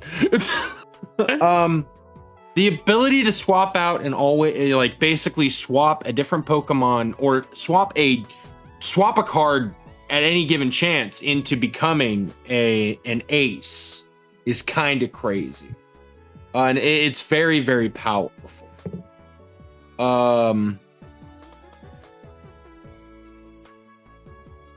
So it's, I don't know what else to say. You're getting the 5 because you have an immense control of the board with most of the cards in the deck, so that we see, right? So with whether you're using Charizard or if you're using Greninja, a little less so when it comes to Meganium, but still, it's such a good support card. And then you've also got your other invocations. So, in my opinion, I think it's a 5 for control of board. Yeah. All right, so I would say that that's a total of 19. Fantastic. All right, so on to our last deck provided by Shami. Let's see. Email says, hello, here's Shami, ready for more cards. Card artworks are scenes from Transformer Prime, where Soundwave was on screen. Soundwave is the named resource, so it fits with the theme of this deck. Hope you have lots of fun reading through it. All right, let's have a look at this deck. But first, a little word from are Soundwave, Autobots, Inferior, Decepticons, Superior. I love Soundwave. He's one of my favorite Decepticons. All right, let's Such a take a good look design. here. And let's see. Deceptive Sound Killer is a ace weak Soundwave 3. When opponent summons a warrior, spend Soundwave equal to the warrior's strength and bounce them to hand.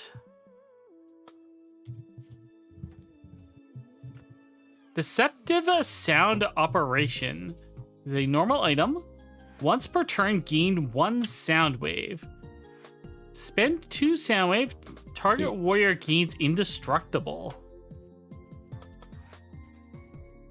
I know it's the name of the resource, but every time you read gain sound wave, the only thing I can think of is just another sound wave appearing. It's just like, I'm here, Lord Megatron. Right, Megatron's just like, I have too many sound waves. Go away, one of you. When you be at a toy store. When you be in a toy store and the Decepticons are more popular than the Autobots, so it's just filled with sound waves instead of bumblebees. Well, I feel like if they were more popular, I think there wouldn't be any sound waves because everyone You would say want it. that, but the Autobots are more popular, and there's dozens and dozens of bumblebees on every shelf every time I go. No, Connor, when you stock things, you stock what people want. Yeah. You would have more of the stuff that people want. Unless you have a full buyout. Deceptive Sound Scout. For Soundwave X, for each warrior your opponent controls or summons, this card gains Soundwave 1. Deceptive Sound Superior. When you have 5 or more sound wave, spend all of them and destroy all cards on the field. Jesus. Deceptive Sound Torture Chamber. Once per turn, gain 1 sound wave. Spend 1 sound wave, and then target a warrior you control and gain Shadow Strike. It is a normal item. And most Deceptive Sound Killer. Spend 1 sound wave, and then target 1 warrior your opponent controls. It gains Weaken. All right. Somebody really wanted the Nell points. I am a huge Transformer nerd, and I do love me some Soundwave, and I do think this is a creative use of the resource. However, the fact that the name of the resource is the name of the Transformer rather than the card, it's throwing me off so badly that I'm giving it many sound waves. I'm giving it a Wait, hold 3. on. Wait, hold on. The readability's not your thing to look over. That's my thing. True. All right, so I'm That's giving a it a novelty. 4 then. I'm going to give it a 4 for the novelty. But I think like maybe calling it frequency would have been better in all seriousness. That would have been good. That would have been good. That would have been awesome. All right. I will pass it over. Look, one of them was called Torture Chamber, and I heard that, and the first thing that came to my mind was someone really wants the Nell deep cut lore point. For those of you that know about Soundwave, you know. Oh yeah.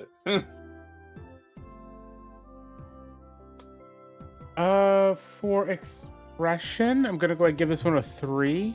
I do love kind of the Soundwave thing. I kind of wish that it all being images of Soundwave is really cool. And I don't dislike it, but it doesn't give the deck an identity as well, I think. How does spending the Soundwave do whatever it is you're trying to have it do? That kind of thing. Which, I mean, like, you know, most Deceptive Sound Killer, I mean, that one makes it kind of... I'm not saying any of them are especially bad or anything. I feel like it could be stronger.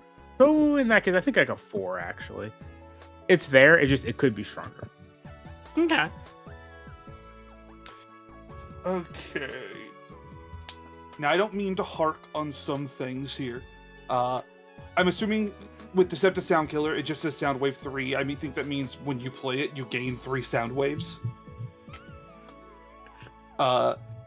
And also, I am a Magic player, so I do understand the text at the bottom, but I feel like bounce them to hand isn't very clear, but that's also not my space, but I do have to know what cards do as I note how they play together.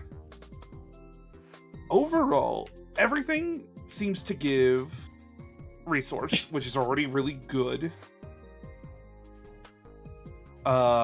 That's already really good off its own. There's a lot of really strong effects. You have board breaking, you have a direct attacking, you have stealing. No, weakening. That's not stealing. I can read cards, I swear. And giving things indestructible. Overall, it plays really well into itself. You have invocations that play into the creatures to give you a better boost. I think line of play is a 4. Ooh.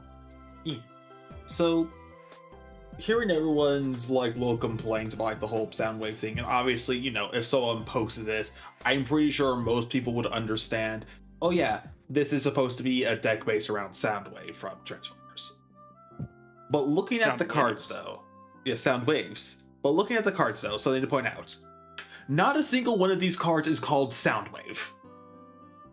Not one. So by all means, there should be no confusion on that. It's legally distinct Soundwave. Yeah, it's legally distinct. It is Sound Killer. It didn't hit me. Yeah, they're all called Deceptive Sound. Yeah, they're all called Deceptive Sound. So legally, by all means, yeah. And also a thing about Perfect Draw. The reason why I think I'm pretty lenient on like the wording is that as long as you understand what the card does, then it doesn't matter on the exact wording. By all means, you can have it be as unformal as like, or as ununiform as possible, even though I think a lot of people wouldn't on purpose do that. But by all means, there is no wrong way to format a card. So having this stuff that says like bounce them the hand, I'm not gonna take them off of that because I'm pretty sure most of us, if we play this game, we know what bounce to hand means. Like, it's a pretty intuitive effect. Heck, we call it a bounce effect for a reason. So with that, I'm gonna give it a 5 because these read buttery wet. I'm giving it a 1 Stop if you said that. saying that. Anyways, all right. So, for control of board, this is an incredibly controlling deck. I got problems with a couple bit of the power scaling and things like that, but again, my thing is just about as the cards are presented to me and their control of board. Deceptive Sound Killer nearly on its own pretty much controls the field, because you can just keep bouncing warriors to hand, right? You can just keep bouncing an enemy's warriors.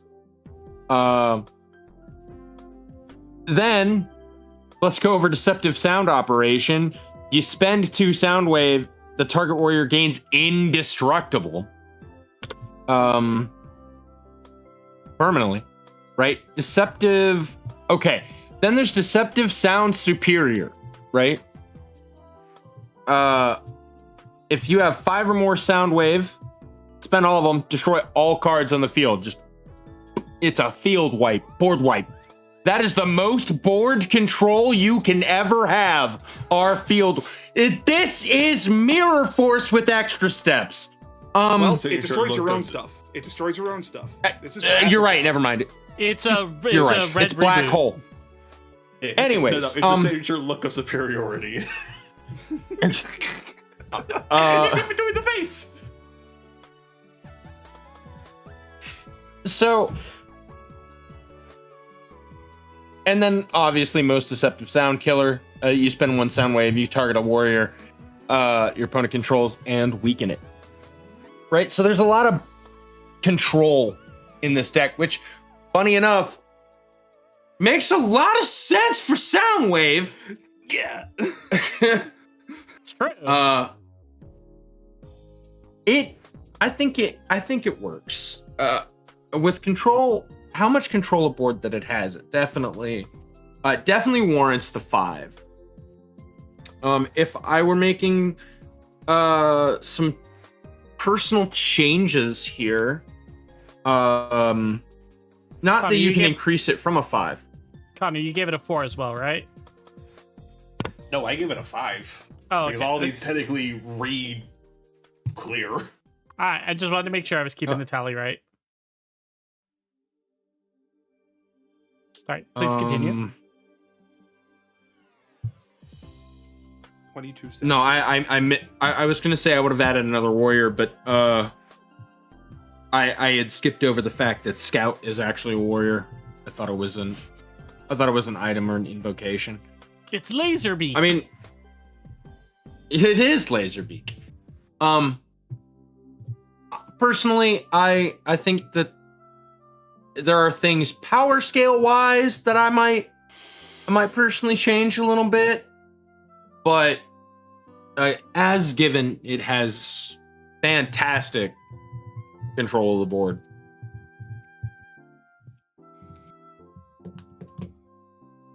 All right, so that's a total of 22. Hold on, let me.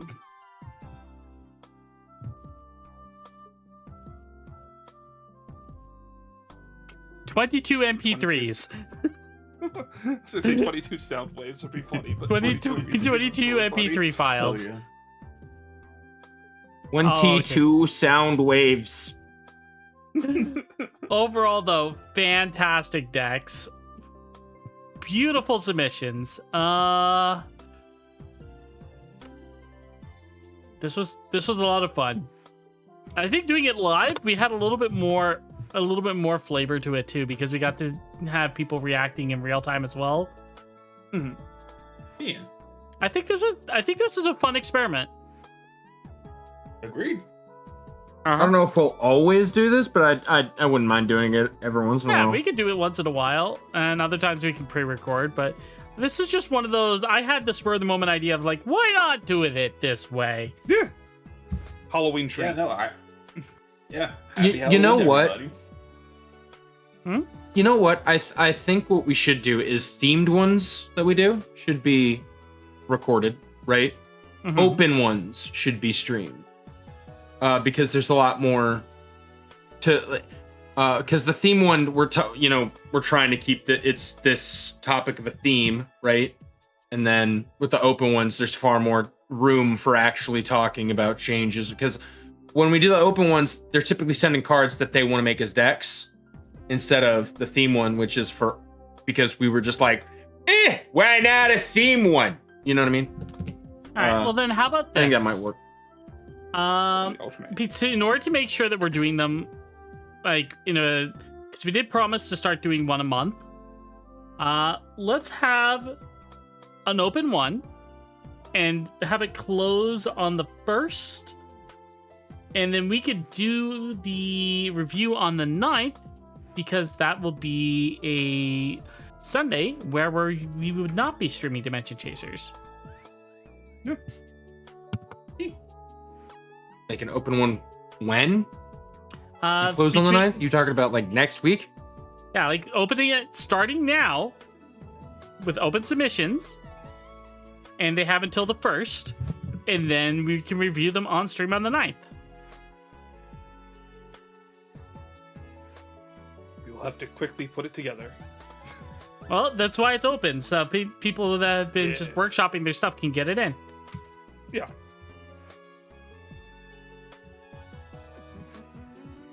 That's just 2 weeks away.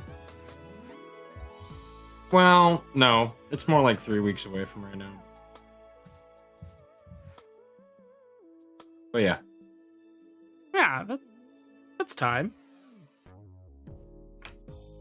But you know what, chat? Let's hear your thoughts. Let's hear your opinions. What are your ideas? Did you enjoy this? Did you enjoy it live? Do you not enjoy it live? Would you prefer cake, punch and pie? Cake or death?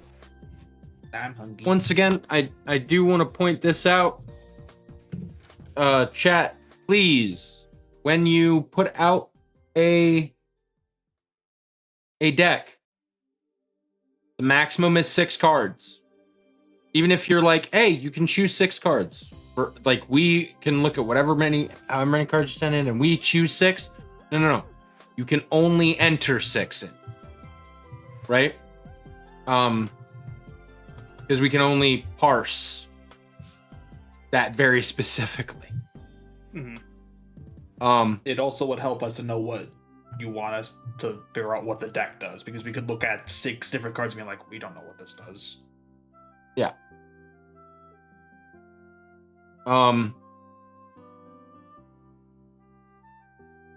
Let's see. Past that, Do we want to talk about our favorites? we can in a second, but also it's and all of you guys were pretty good about this. The only person that I noticed that might have gone a little bit over, but we let it slip through, is Saber. The 100 character limit on cards. We do have a 100 character limit on cards, and if you're adding in a keyword, you can only add 1 unique keyword from outside of our bank.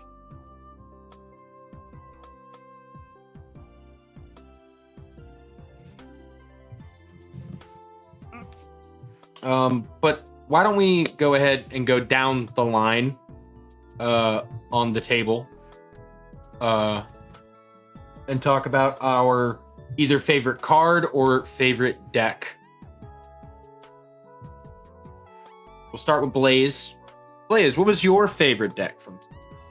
Doesn't have to be the one you rated highest. It's just got to be like, conceptually, combatively, whatever, I like the painting deck. Painting deck was cool. The painting deck was super cool, actually. Conceptually, I liked that a lot. I think mechanically, it had a lot to work on, but the concept of it was cool. Though, I'm gonna have to hand it to the Blood Drive deck from Potter. Right? I think that was my favorite deck today. Both conceptually, the way that it worked, as well as mechanically, it all just kind of flowed together. Bless you. It worked. All of it worked together really well for me to look at it and go, I can see this either in DC or in a perfect draw game. So I really liked Potter's. Mm-hmm. Torn. I'm torn a little. I am torn between the blood deck and the toy deck. Oh, I kind of want to give it to the toy deck because I just really love the whole flavor of it. I like how it works. I think with a little bit of tweaking to some of the power levels, mostly on Toy Dinosaur, it might be a little too much, as we noted. And naming the resource, that's a deck I'd love to see. You know what? I'd love to see the toy deck and the blood deck at the same table. I think that'd be a fun group right there. Just 2 people. Yeah. I'm gonna edge myself to the toy deck though, because that deck's really cool. The deck's You're gonna really cool. I said what I said. I used my words. Edging of eternity joke here. Edging for eternity. Anyways, Connor, your turn. I really like the toy deck. I love the blood deck. But if I want to be a little special snowflake and be a bit different, Bakushin. I love the Bakushin deck. It's like if you were to think about what staples, because I think we figured out like what is like the weaknesses of the deck. If you figured out like the playbook of staples for this deck, this could be so fun to play at a table of just this hyper aggressive, and I love the interesting twist with the resource of you only have this many resources to use them wisely is a really fun twist on it. Maybe that number might have to be fluctuated for like balancing sake, but I don't care. This deck is so it has character to it, and I love it. It's fun. It is It has fun. one I'll give you that. actually. It only has one character. Yeah, it's one character. Yeah. But she is a wonderful character. Oh, she's a wonderful character. So yeah, that would be mine if I were to be a special snowflake. But again, I love the blood. I love the blood token one. I love the dinosaur. Love the paint one. Really, a lot of good ones this time around. Actually, like I think Most every scored single in one of 20s. them. Yeah, every single one of them was pretty. Oh, I also love the scrapped one. I think the scrapped one could be really cool. And oh, I nearly forgot about the human resource one. The deck that's literally a resource. But yeah, okay, I'm getting too many. Bakushin, that's my final answer. Same, legit same. The Bakushin deck. Oh my god, that was funny and I interesting. knew I was. I knew I was supposed to be like. I was gonna be like, Nellen, you can't choose Bakushin. Pick a different one. If I had to pick a different one, the Soundwave deck was actually pretty cool. You got hit twice today with your I interest. did. I did. Chat knows you so well. No, A second interest has hit the Nell. the second interest is hit the Nell. You say that, and I'm just going to go point at the back behind me. There's two interests I know, you've shown hanging me. up on the wall right here in our very own in our studio. One right behind true. me, one almost right behind Blaze. It's great. You know, that did actually make me think of something though. It would be fun to see people make Treasure Tail themed perfect draw decks. Where they December. have to try to We'll do base that. it- We could do that for December. Hell yes. Write that down. Oh, like Right, pick. yeah. They can either pick a character or one of the property. That'd be crazy. Oh no, I oh, no. wonder- Part of me was just thinking, pick something Treasure Tales theme, and it could totally just be like a silly deck based around like Nell job changing or something. Like I want to see people's like fun ideas with a prompt that's like, hey, make whatever you want with this. Well, I Just understand trying to that, make but it I'm up. saying some. Yeah, I guess, yeah. Oh no, I do agree Ba- though. Like themed barely around, like, does Yellow there. Choice. It's called the band deck, and it's just wheat. The Wheat. wheat deck. Oh no. Wheat. Harvesting stack. wheat. The wheat set. Finally. The- Finally, we get we get the deck we've always needed and wanted. Mute button. yeah. Mute button. Wait, OTK. if wheat is harvesting wheat, wouldn't that just be magic swords to plowshares? That's what happened to him in the tournament.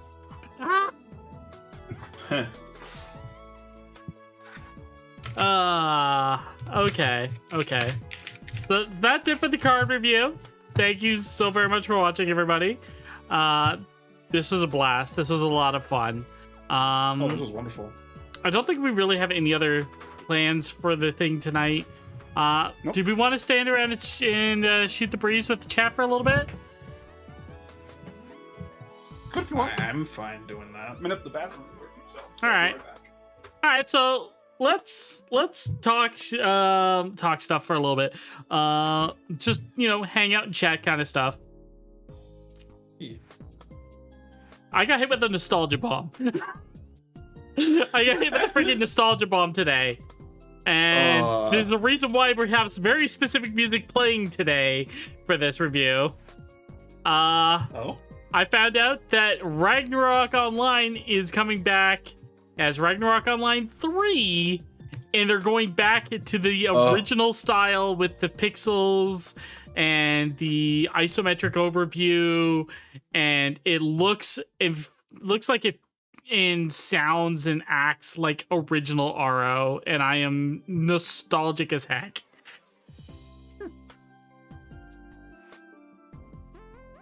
Never played Ragnarok or heard of it. There's enough free servers. We can hook you up, Connor, and then once we do, we'll see you in a month after you've gotten out of the hole. I don't think I have enough time to play that. Also, I'm playing through 14 at the moment. I would say you're too busy with school for that. Yeah, do not start up RO if you have a life. So that's how you fail college, man. Right there. I've God, already don't- invested too much time. I already invested too much time and money into college. I can't do another like life draining Gamba thing. I will say Yes, this. college and is this- basically Gamba for me, except it's one that sucks. I will say this. I have lost 2 jobs before over Final Fantasy 11. I don't want to do that again. Huh? No, I don't want to get into that. But, huh? I was a high-end raider in 11. Yeah. Okay. And 11 had some ooh boys. Yeah, 24-hour boss fight later. Yep. Did they unironically imagine people would try to do that stuff? Imagine they did do it. Yeah, okay. Story time with Nell. So there was a boss introduced in the 3rd expansion called Pandemonium Warden. Pandemonium Warden was a boss that could only be fought after doing a bunch of prerequisite work, which is standard at the time for 11 raid bosses, right? Where you had to fight smaller raid bosses, which gave you cool loot, and then you would essentially work up the ladder to get the materials you needed to spawn and fight this boss. Same thing happened in Chains of Promathia, Rise of Zillard, all that kind of stuff. So in Treasures of Outergone, the final one was Pandemonium Warden, and they decided to, instead of doing what they did with Absolute Virtue, which to this day is still malarkey, not saying the word I actually want to say, so I'm saying malarkey, where Absolute Virtue was a random chance to spawn after you got to the end of the boss chain called Jailer of Love, and was a busted, broken machine that only gave out loot after we figured out actually how to beat it. And then every time that we would try to beat it afterwards, they nerfed that method or stopped us before we could use that method. Yeah. Pandemonium Warden was their answer to this, which was an actual boss that we could trigger. And the problem was it had a crap ton of health. Okay, fine, not an issue. Once you dropped its HP to 0, it respawned itself as one of the other bosses you fought, like to get to it. And then you had to go through that entire health bar. And then it would respawn as itself with more health and more moves, including all the moves of the boss that you just defeated. And then you would do that again, and again, and again, and again, and again, and again, and again. It got to the point where I'm seeing a theme. we were at about 20 hours into the fight. We had members of our team that were actually getting physically sick because we were fighting it for so long. And we estimated that it was probably going to be another 16 to 20 hours to finish this. Yeah. And it was so big, it hit actual like news stations, not like, gaming news, but like New York Times and stuff like that. I think I remember seeing stuff on that on the internet, actually. Yeah, and we basically took the login screen that Square had at the beginning of 11. Don't forget you have friends, family, and life outside of this game. And we took that and we slapped it on with the timer of this boss and sent it to them. And then they nerfed all the really, really hard bosses with a 2-hour time limit now. So if you don't defeat it in 2 hours, it disappears. Is that with when it was nerfed? Was that reasonable to do that within that time? Yes, you could actually beat it. It didn't do all the bullshit. I'm sorry, I have to say it for this boss. It didn't do all the bullshit. No, to be fair, but it was still a hard fight. But it was not violently sickening. Yeah, no, that is. Did they playtest that? I'm pretty sure they didn't. Their excuse was they expected guilds, essentially, or link shells is what we call them, but they expected guilds to tag team it over that entire time period and swap out and like, you know, go home, rest, go to work, whatnot, and then tag back in when they got back. That was their quote unquote expectation. That would have been fine, I guess, if the loot that dropped wasn't bound to character upon immediately being dropped. Yeah, like if it was like a raid thing to where it's like, oh, you did something and then it just tracks your progression and you get loot based off of that. Maybe, but what were they? I'm not even gonna ask what they were thinking. They weren't. Or they thought wrong. Absolute Virtue, every time we found a way to defeat him for the longest time, it immediately got nerfed because, quote unquote, it's not the right way to do it. I think if people were figuring out alternate ways to beat something, I don't think the intended method is the right method anymore. Apparently, the correct method... No, that's not true. The apparent correct method was you had to basically be playing in Japan within 2 blocks of the data center, because otherwise your reaction was not fast enough. You had to, within 10 frames of Absolute Virtue using a 2-hour ability, to have someone of the same 2-hour use theirs to negate it.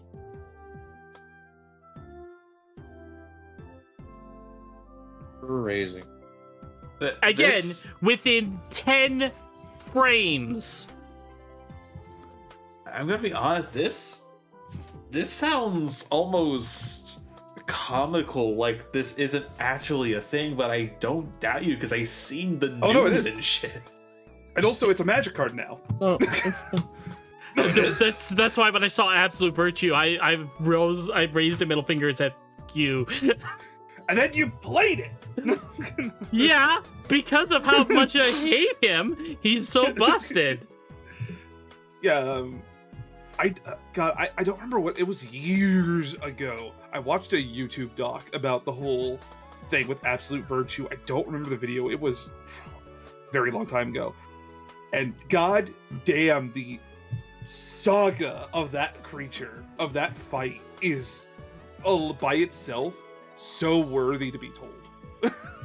You want to know the fun method that we discovered that got nerfed because somebody dropped it on the forums the day before we did it? Okay, so Scholars have a special damage over time spell, okay? Where it does a bunch of damage based off of your magic skill and then ticks down for a time duration, okay? And then they also have an ability where they can half the duration to double the damage. But there is a merit skill that reduces that to 1/4. You, instead of reducing it by half, you only reduce it by 1/4 to still get the same double effect. More than one scholar can use that effect on the same dot. Oh. We got to the point where we had 17 scholars and 1 tank. So the tank would grab, the plan was tank would grab Absolute Virtue, and then we do a count off with one summoner, or with 1 scholar hitting their dot, and everybody at the exact same second would hit their ability. And we calculated that the damage output would be 4 times Absolute's max health. Hysterical. We tested it on one of the UFOs in the area because they had basically the same elemental resistance. And we're like, great, this works. We're going to use it tomorrow morning. And somebody went on the forum and was like, yeah, this is so awesome. This is great. You got hotfixed within 10 minutes. Yep. Damn it. They made it so that way you could, like, the damage from any specific source would only do a maximum of X amount. Like, I think it was like 60% of their health. It was like, gosh darn it. Every method we come up with. Kraken Club Soul Eater combo, getting him jacked in the corner. What happened to the person who leaked it? He was just like, you fucking idiot. Getting patched in minutes. They is like a hunted him constant down. thing with Virtue. We couldn't do anything. They weren't in our guild. They were just watching us. Oh. That's even worse. And then they hunted him down. His name will never be remembered. All right, Bree, take care. But like, Bye, Bray. Hi, Bree. I mean, yeah, fighting some of these bosses, sure. You know, like, I have some horror stories from those things, but I also have some funny stories from 11. Like, with the day that Chains of Promathia dropped, and my group was the first to get to the new area. Oh, yeah. So, there's an area called Lupace Meadows that you could only get to after you clear these 3 prerequisite zones. At the time, the level cap was 70, okay? So you had to go through these zones that forcefully dropped your level to 30, and there was monsters in there that tracked you just by proximity, and as soon as you were within a certain range, they would follow you forever until they died. And so it was a pain in the butt, but we managed to clear 2 of these areas called Permivian, and then we got to the top of the 3rd one, and we were fighting the boss on there, and the party started wiping, and we were like, no, we don't want to do this because we want to be the first in the new zone so that way we can start getting this stuff. And so just before I died, I cast a damage over time spell on the boss, and it was the tracker said 0.1% health, so we're all dead because I got hit immediately after. And we're all just like going, okay, shit, well, you know, fuck it, whatever, we're dead, we'll have to climb up anyway. And then the boss keeled over from the dot. And we all warp into the new zone. We're like, oh yeah, this is awesome. How the fuck do we get back here? Oh. Because we're all dead on the floor with timers ticking down for when we get forced back to our home points. That's so funny. We had to You wait. failed successfully. We had to wait for one of our rivals to show up. They spawned in with only 2 people alive. Thankfully, one was their white mage. I think I got rezzed with like 30 seconds left on my timer. And by the way, the timer when you die is an hour. Oh, God. That had to have been so nerve-wracking. We didn't even know until, like, I think it was like an hour or 2 after we finally got to the stronghold, that there's a vortex that can warp us back and forth from that zone back to one of the beach zones. I think it was the Valkyrie Dunes. It was one of those, oh, we could have gotten our way back, but like none of us would have known to look there, right? Because we were all dead.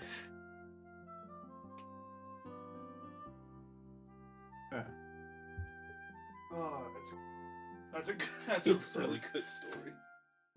Good story. Oh, thank you for posting that, Scorn. Appreciate it. Yeah, got it up for you. Heck yeah. We got ads coming up, but you know, that's enough of my stories for the moment. What about any stories from the 4 of you? Anything you guys want to share?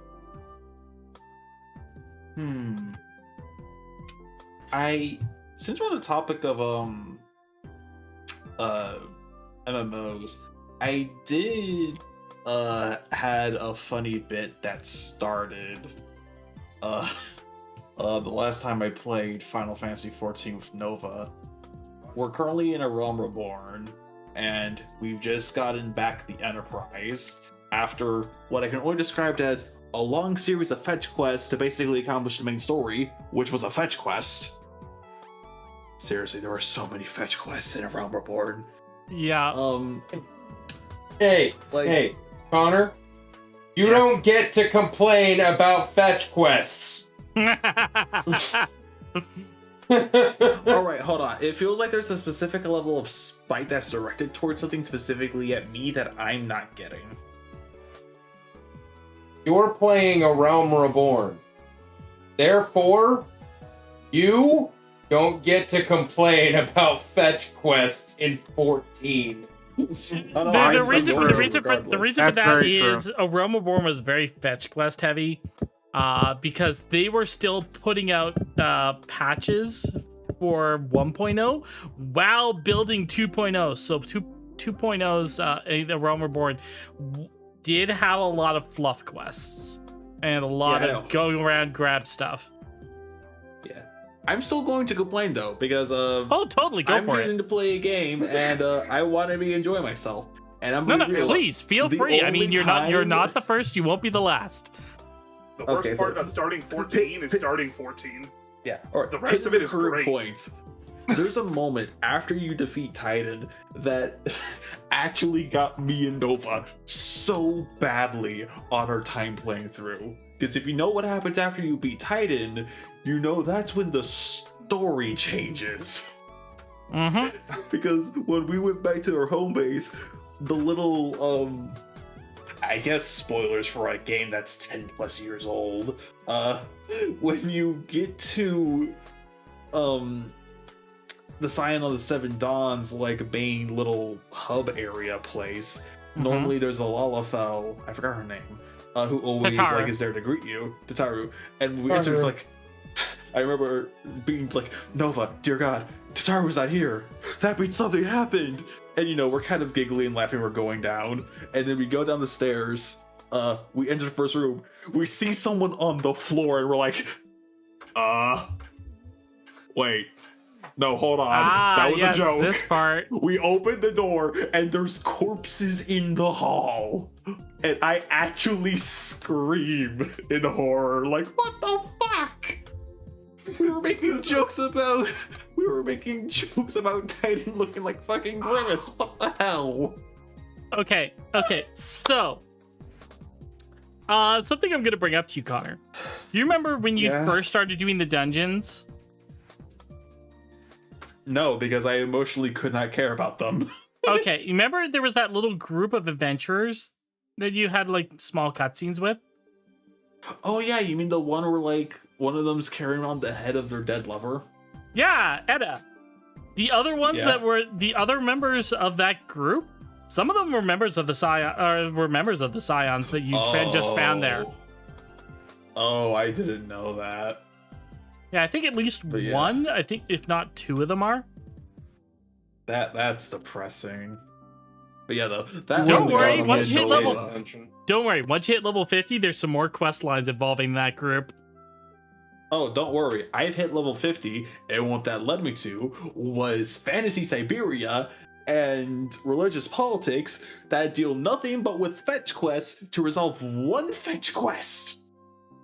Okay, there's a quest chain you and Nova need to look for, referred to as Palace of the Dead. I will say nothing else. All right. Hold on. I'm Because Scorn, you know immediately where I'm referring to. No! No! And you What need could to get ever at be least so wrong, halfway down. Shiro? You have to get at least halfway through that dungeon. All I right, hate down on our Palace to-do of list. the Dead.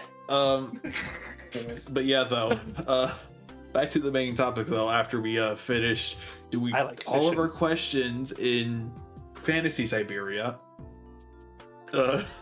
We were making jokes about the Enterprise having like the tail end of it just looks like a pizza cutter, and the next quest had the description of Sid's in Deep Thought, and I'm like, Deep Thought, I'm voicing Sid. What joke can I do? Wait, I know. So it cuts to Sid in cutscene, staring at the Enterprise, and I'm just ad-libbing like we all do in that in this part, and I just go, meat lovers, and Nova starts dying of laughter. Just from the idea of him looking at the ship and thinking that yes, it's just thinking of meat lovers pizza. It was funny because of just the energy of the moment. So now whenever I want to mess with him, I just out of nowhere say meat slivers. It only works if And I'll- Connor says it, though. Yeah, no, that's weird. It only works if I say it, which I'm glad to have that power. I just don't know why I have it. But yeah, that's my story. 14 is very much a game.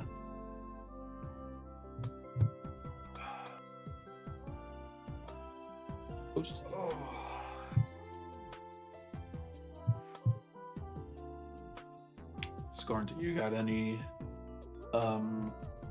war stories to share about your MMOs? If you had any. Not that I can remember, sadly, but I was in one of the top guilds on Terra, and I didn't even know it. That's hysterical. That sounds so Scorn. It's not fun. Yeah. That's just how my life is sometimes. Moto's asking, having a 2-person submission is okay as long as you follow the rules in the thing. 2 people working together on a deck is perfectly fine, in my opinion. Yeah. As long as it stays to the rules. Yeah. Yeah. As long as you stay Follow the within the rules as listed, you are perfectly fine to collab. In fact, there's nothing wrong with it at all. It encourages cooperation and creativity, I feel. Here's what you do. You I get will- 6 people together, and then each one of you designs 1 card for the deck. That sounds hysterical, and it feels like we cannot forcibly orchestrate that. God damn it, I would love to see that happen.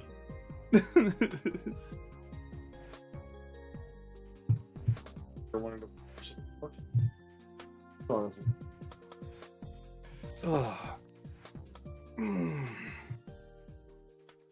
Oh, about you, Shiro? Anyways. stretched my back out.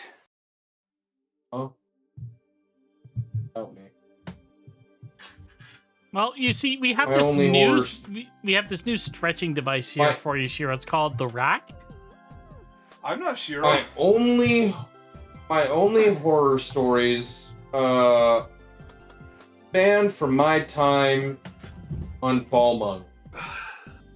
Specifically in Old Da. If you stand at a very specific street corner. Anyways. Why does this conversation feel Oh, no. familiar? Oh, there was Now a that- That's what not I'm talking. us. That's the freaking tourists. So Hold on. okay, I now need know you we to had this stop. story. I need you to stop. Hold on. Your whole thing about it's not us, it's the tourists. You do understand that that started from before the server transfer stuff, right? That was hands down Balmung. And before you're like, no, it's not us. I was Balmung.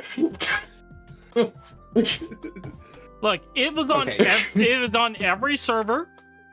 It's just people blame Balmung because Balmung was the roleplay server. Okay, now I feel like we've definitely had this conversation before. I mean, heck, there's a there was it's questions the asked to Yoshi. ERP wall. There was questions directed regarding glamour to Yoshida-san once during one of the letters to the director, Oh, and it specifically mentioned that the person was from Sargatanas, and people flipped out and blamed Balmung for wasting a question. I'm not blaming Balmung. I'm just saying. I'm just tired of people slamming my server for ERP when that's not us. But it is you.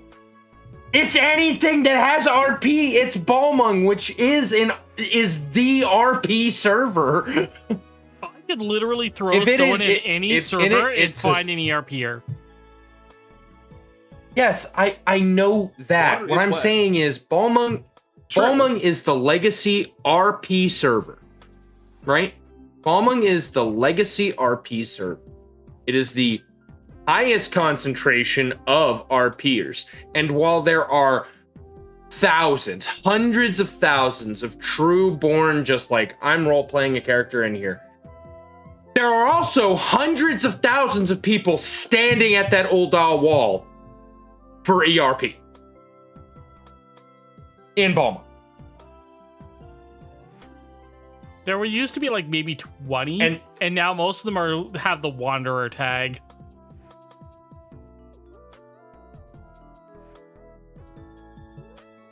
This also comes from tonight. This also comes from a member of Balmung. So anyway. And I'm Gyrofist. Gyrofist! Rip Mare, yeah. Just imagining Gyrofist on Old Da is very funny now. Or on Barnum. I would love, yeah. Any other horror stories? Gyrofist in our Final Fantasy. I wasn't even saying for horror stories. I was just saying like MMO No, stories. okay, so hold on. I have a question. Connor, have you guys fought Gaius yet?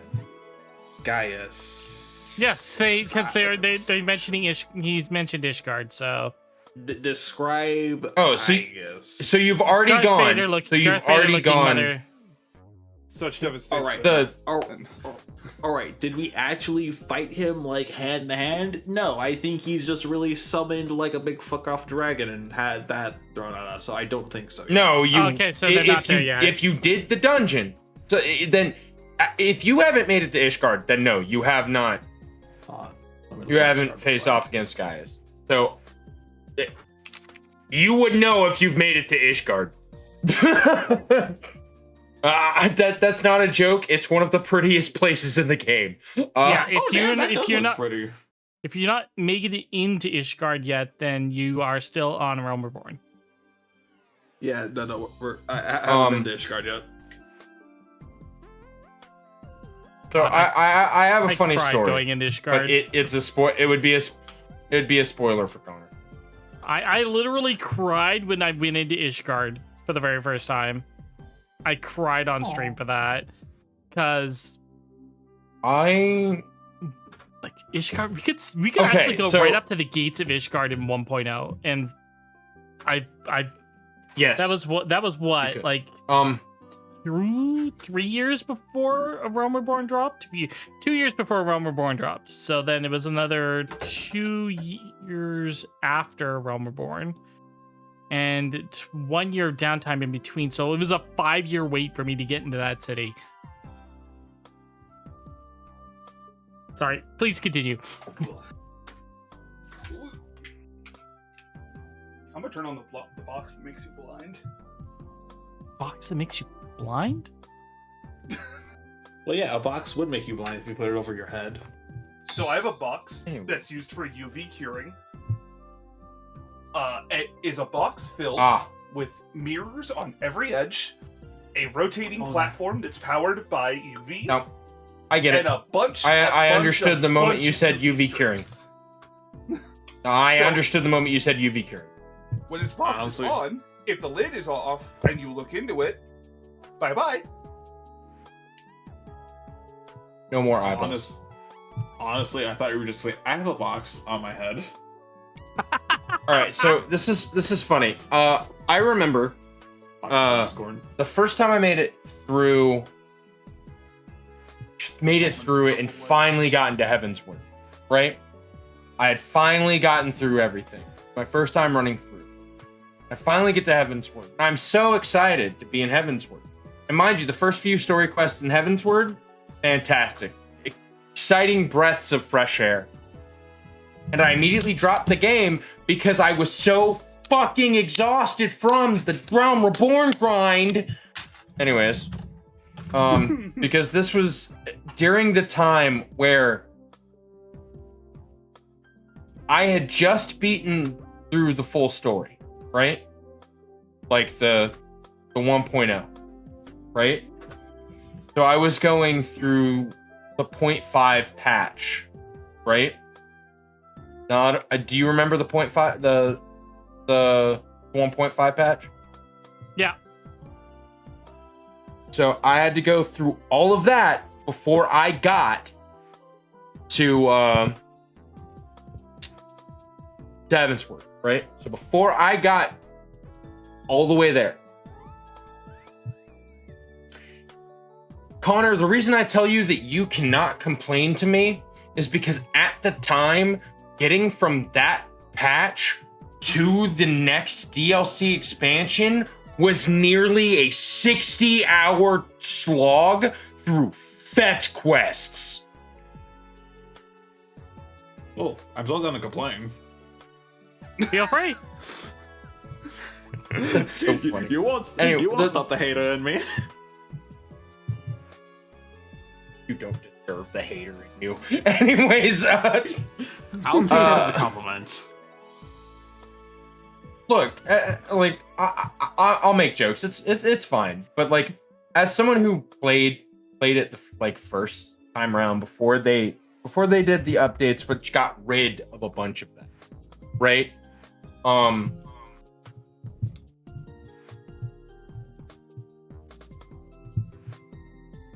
You have it so much easier. You have it so much easier. But I stopped playing after that point. If I wanted to, I could probably get my old account back. Okay. I guess Blaze, it's your turn. Any MMO stories?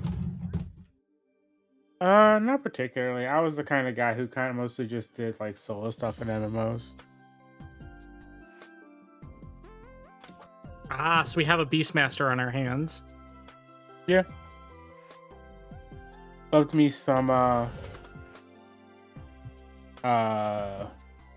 Frost Mage and WoW back in the day.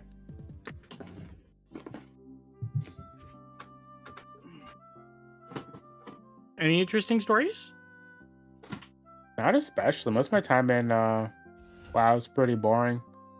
Only other MMO I played a lot was RuneScape, and again, mostly boring. Mostly just did solo stuff.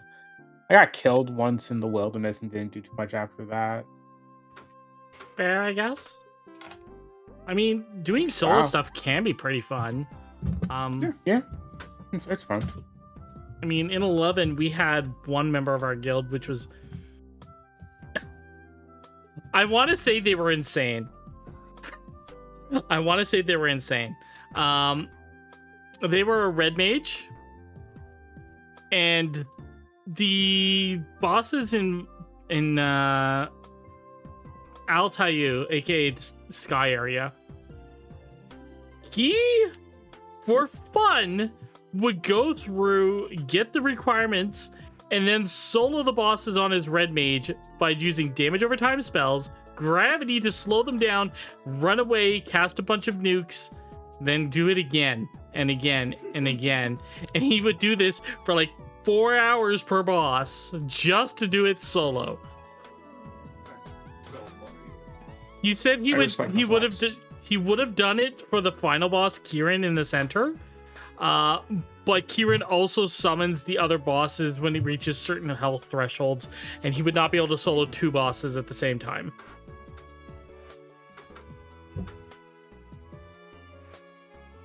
Mel, did you play 14's beta?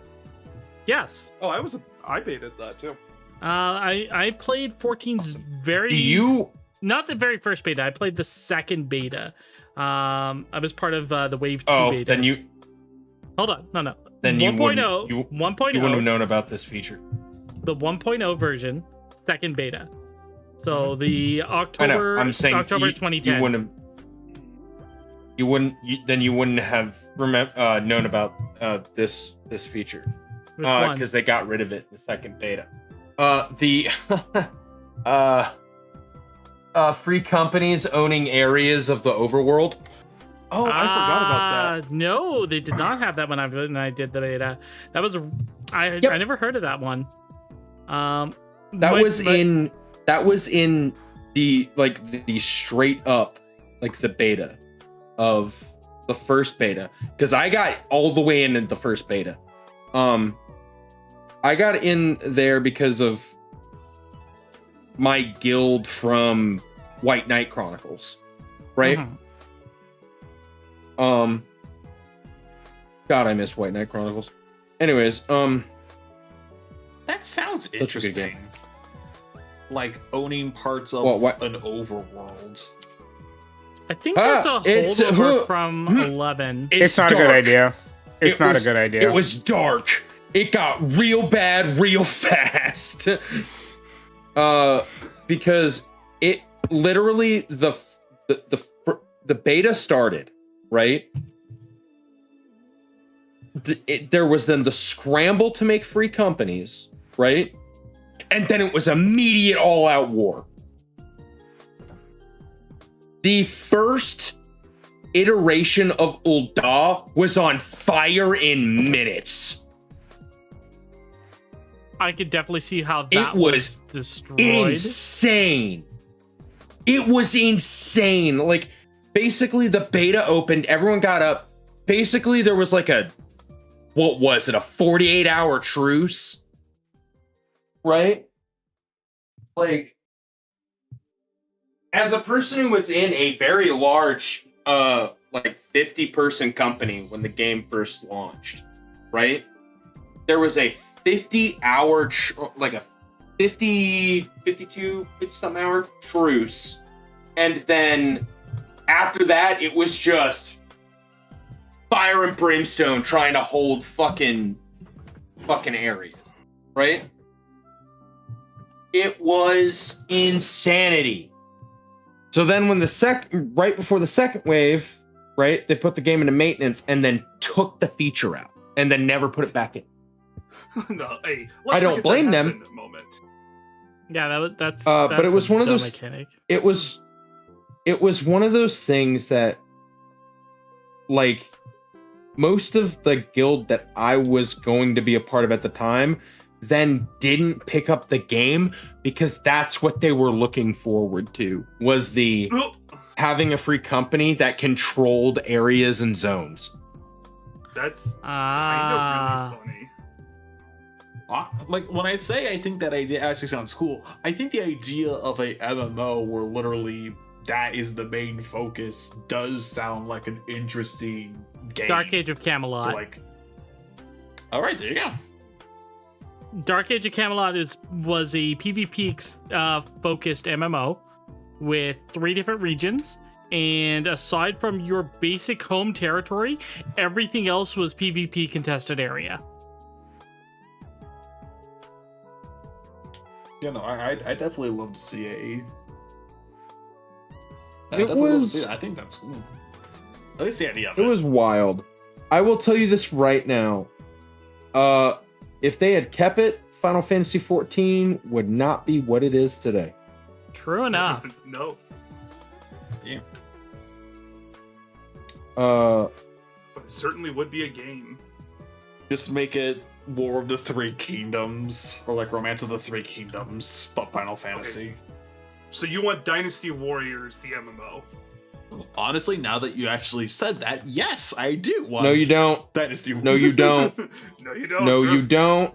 That game was awful. Okay, so turns out someone did make it, and it wasn't a good idea. Like, I Dark love Age the of old Camelot. idea. Dark Age of Camelot was not a bad idea, and the game was pretty fun. But it was one of those, if you weren't in the mindset for just constant PvP, it was not fun. Yeah. Like, I feel like there would have to be. I don't think I others, would have. like, I don't think things. I would have liked 14 if they had really kept that feature, because by the point that we're at today, right? Like, beta testers would still own massive sections of servers.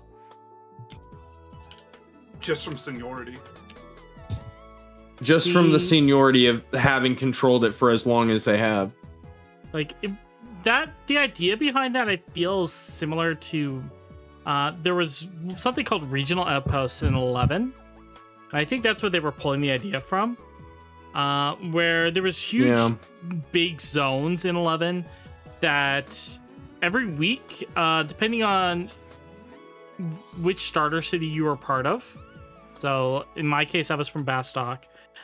If Bastock spent a lot of time killing monsters and getting experience in a certain area, their points would go up and whoever had the most points in his, like whatever city had the most points in an area essentially gained control of that outpost of that area. So then you would get items back in your town that you could buy at a reduced price. You could get a cheap teleport to the outpost there, that kind of stuff. And if more players died than people getting XP, the Beastmen would gain control of that region, and no one would get anything. And they took that to the logical next step when they released, I think it was the 5th expansion was Wings of the Goddess? Or was that the 6th one? Anyways. No idea. I never played 11. Wings of the Goddess basically had us time travel back to when the Shadow Lord War was. Because the game originally takes place 20 years after that. So we end up going back to the war, and so that is on the center stage where you actually have to actively participate in order to keep the city-states alive. And they added some extra stuff at the end where they unlocked the last two regions of Zarkabard and Castle Zaval. But the only way you could go and try to claim them was you had to have ally control of all the other zones for a week. Then you would be able to start taking over those zones, and then you would have to claim all of those zones and keep yours under control for the week after, and then you would get to fight a superpowered Shadow Lord that drops some really cool loot. That seems a bit needlessly complicated. No, it was actually pretty fun. The problem was by the time we got everyone coordinated enough to do that, the new expansion dropped, I think it was like a month later. So we only got to fight the Shadow Lord twice before everyone just fudged off and went to the new expansion. Incidentally, there was some really cool gear from that fight. Some really cool armor, some really cool rings and accessories and stuff. And one thing that I wanted that nobody else seemed to want was a really cool greatsword. So my group and I, we went to go fight them, and we're like, okay, everyone only gets to pick one piece of gear, and if it drops, you get to roll on it, and whoever gets it gets it. So we did it. We almost died, and the only piece of gear that dropped from that was the greatsword, and I was the only one who wanted it. Nice. So I got this greatsword that had a unique ability on it that no other piece of gear in Final Fantasy XI had. It was a boss specific mechanic, mind you. In 11, you had abilities called like stun and whatnot that would stun a monster, right? And prevent them from doing anything for like a second or two. Usually like a second or less. And they would build up resistance to it. Boss monsters, some of them gained an ability called Terror, which can't be resisted and would stun you for 3 to 5 seconds. This sword had Terror on it. Oh. So I was like, cool, I have a PvP weapon now. So our guild leader was being an asshole one day and was like, I was like, you know, knock it off, leave people alone. They're like, you know what, fight me in PvP, and if you can beat my ass, I'll show you, I'll let you to do what you want. I was like, all right, fine. And like, oh yeah, well, I'm the best Dark Knight in our guild, no one can beat me. All right. So I showed up on Dark Knight with my greatsword, and I hit him once. He was terrorized, and that was long enough for me to get for my cooldown timer to swing again. Terrorize, terrorize, terrorize. He was stun-locked. He was stun-locked the entire fight and screaming through the microphone at me. That is the most Beautiful. no way to do it, and I wouldn't have it any other way. I quit the guild like the day after. I was like, nah, I'm done. I was not going to be in a guild where he treated me and other people like shit. You know, valid.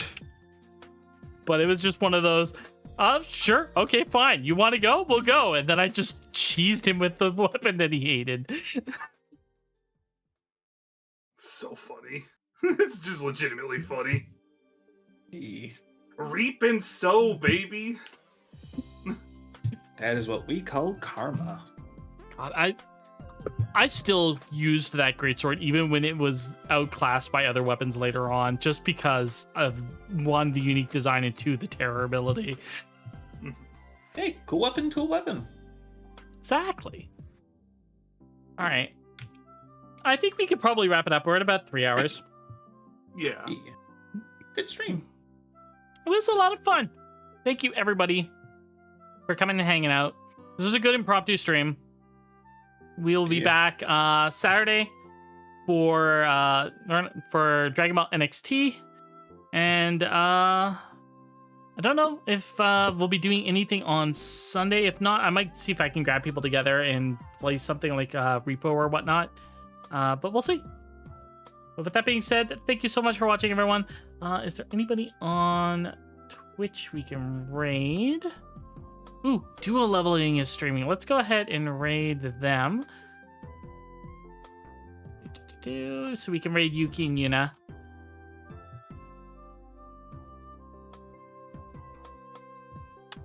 All right, everybody. Thank you so much for watching. We'll catch you all in the next stream. We love you lots. Bye-bye.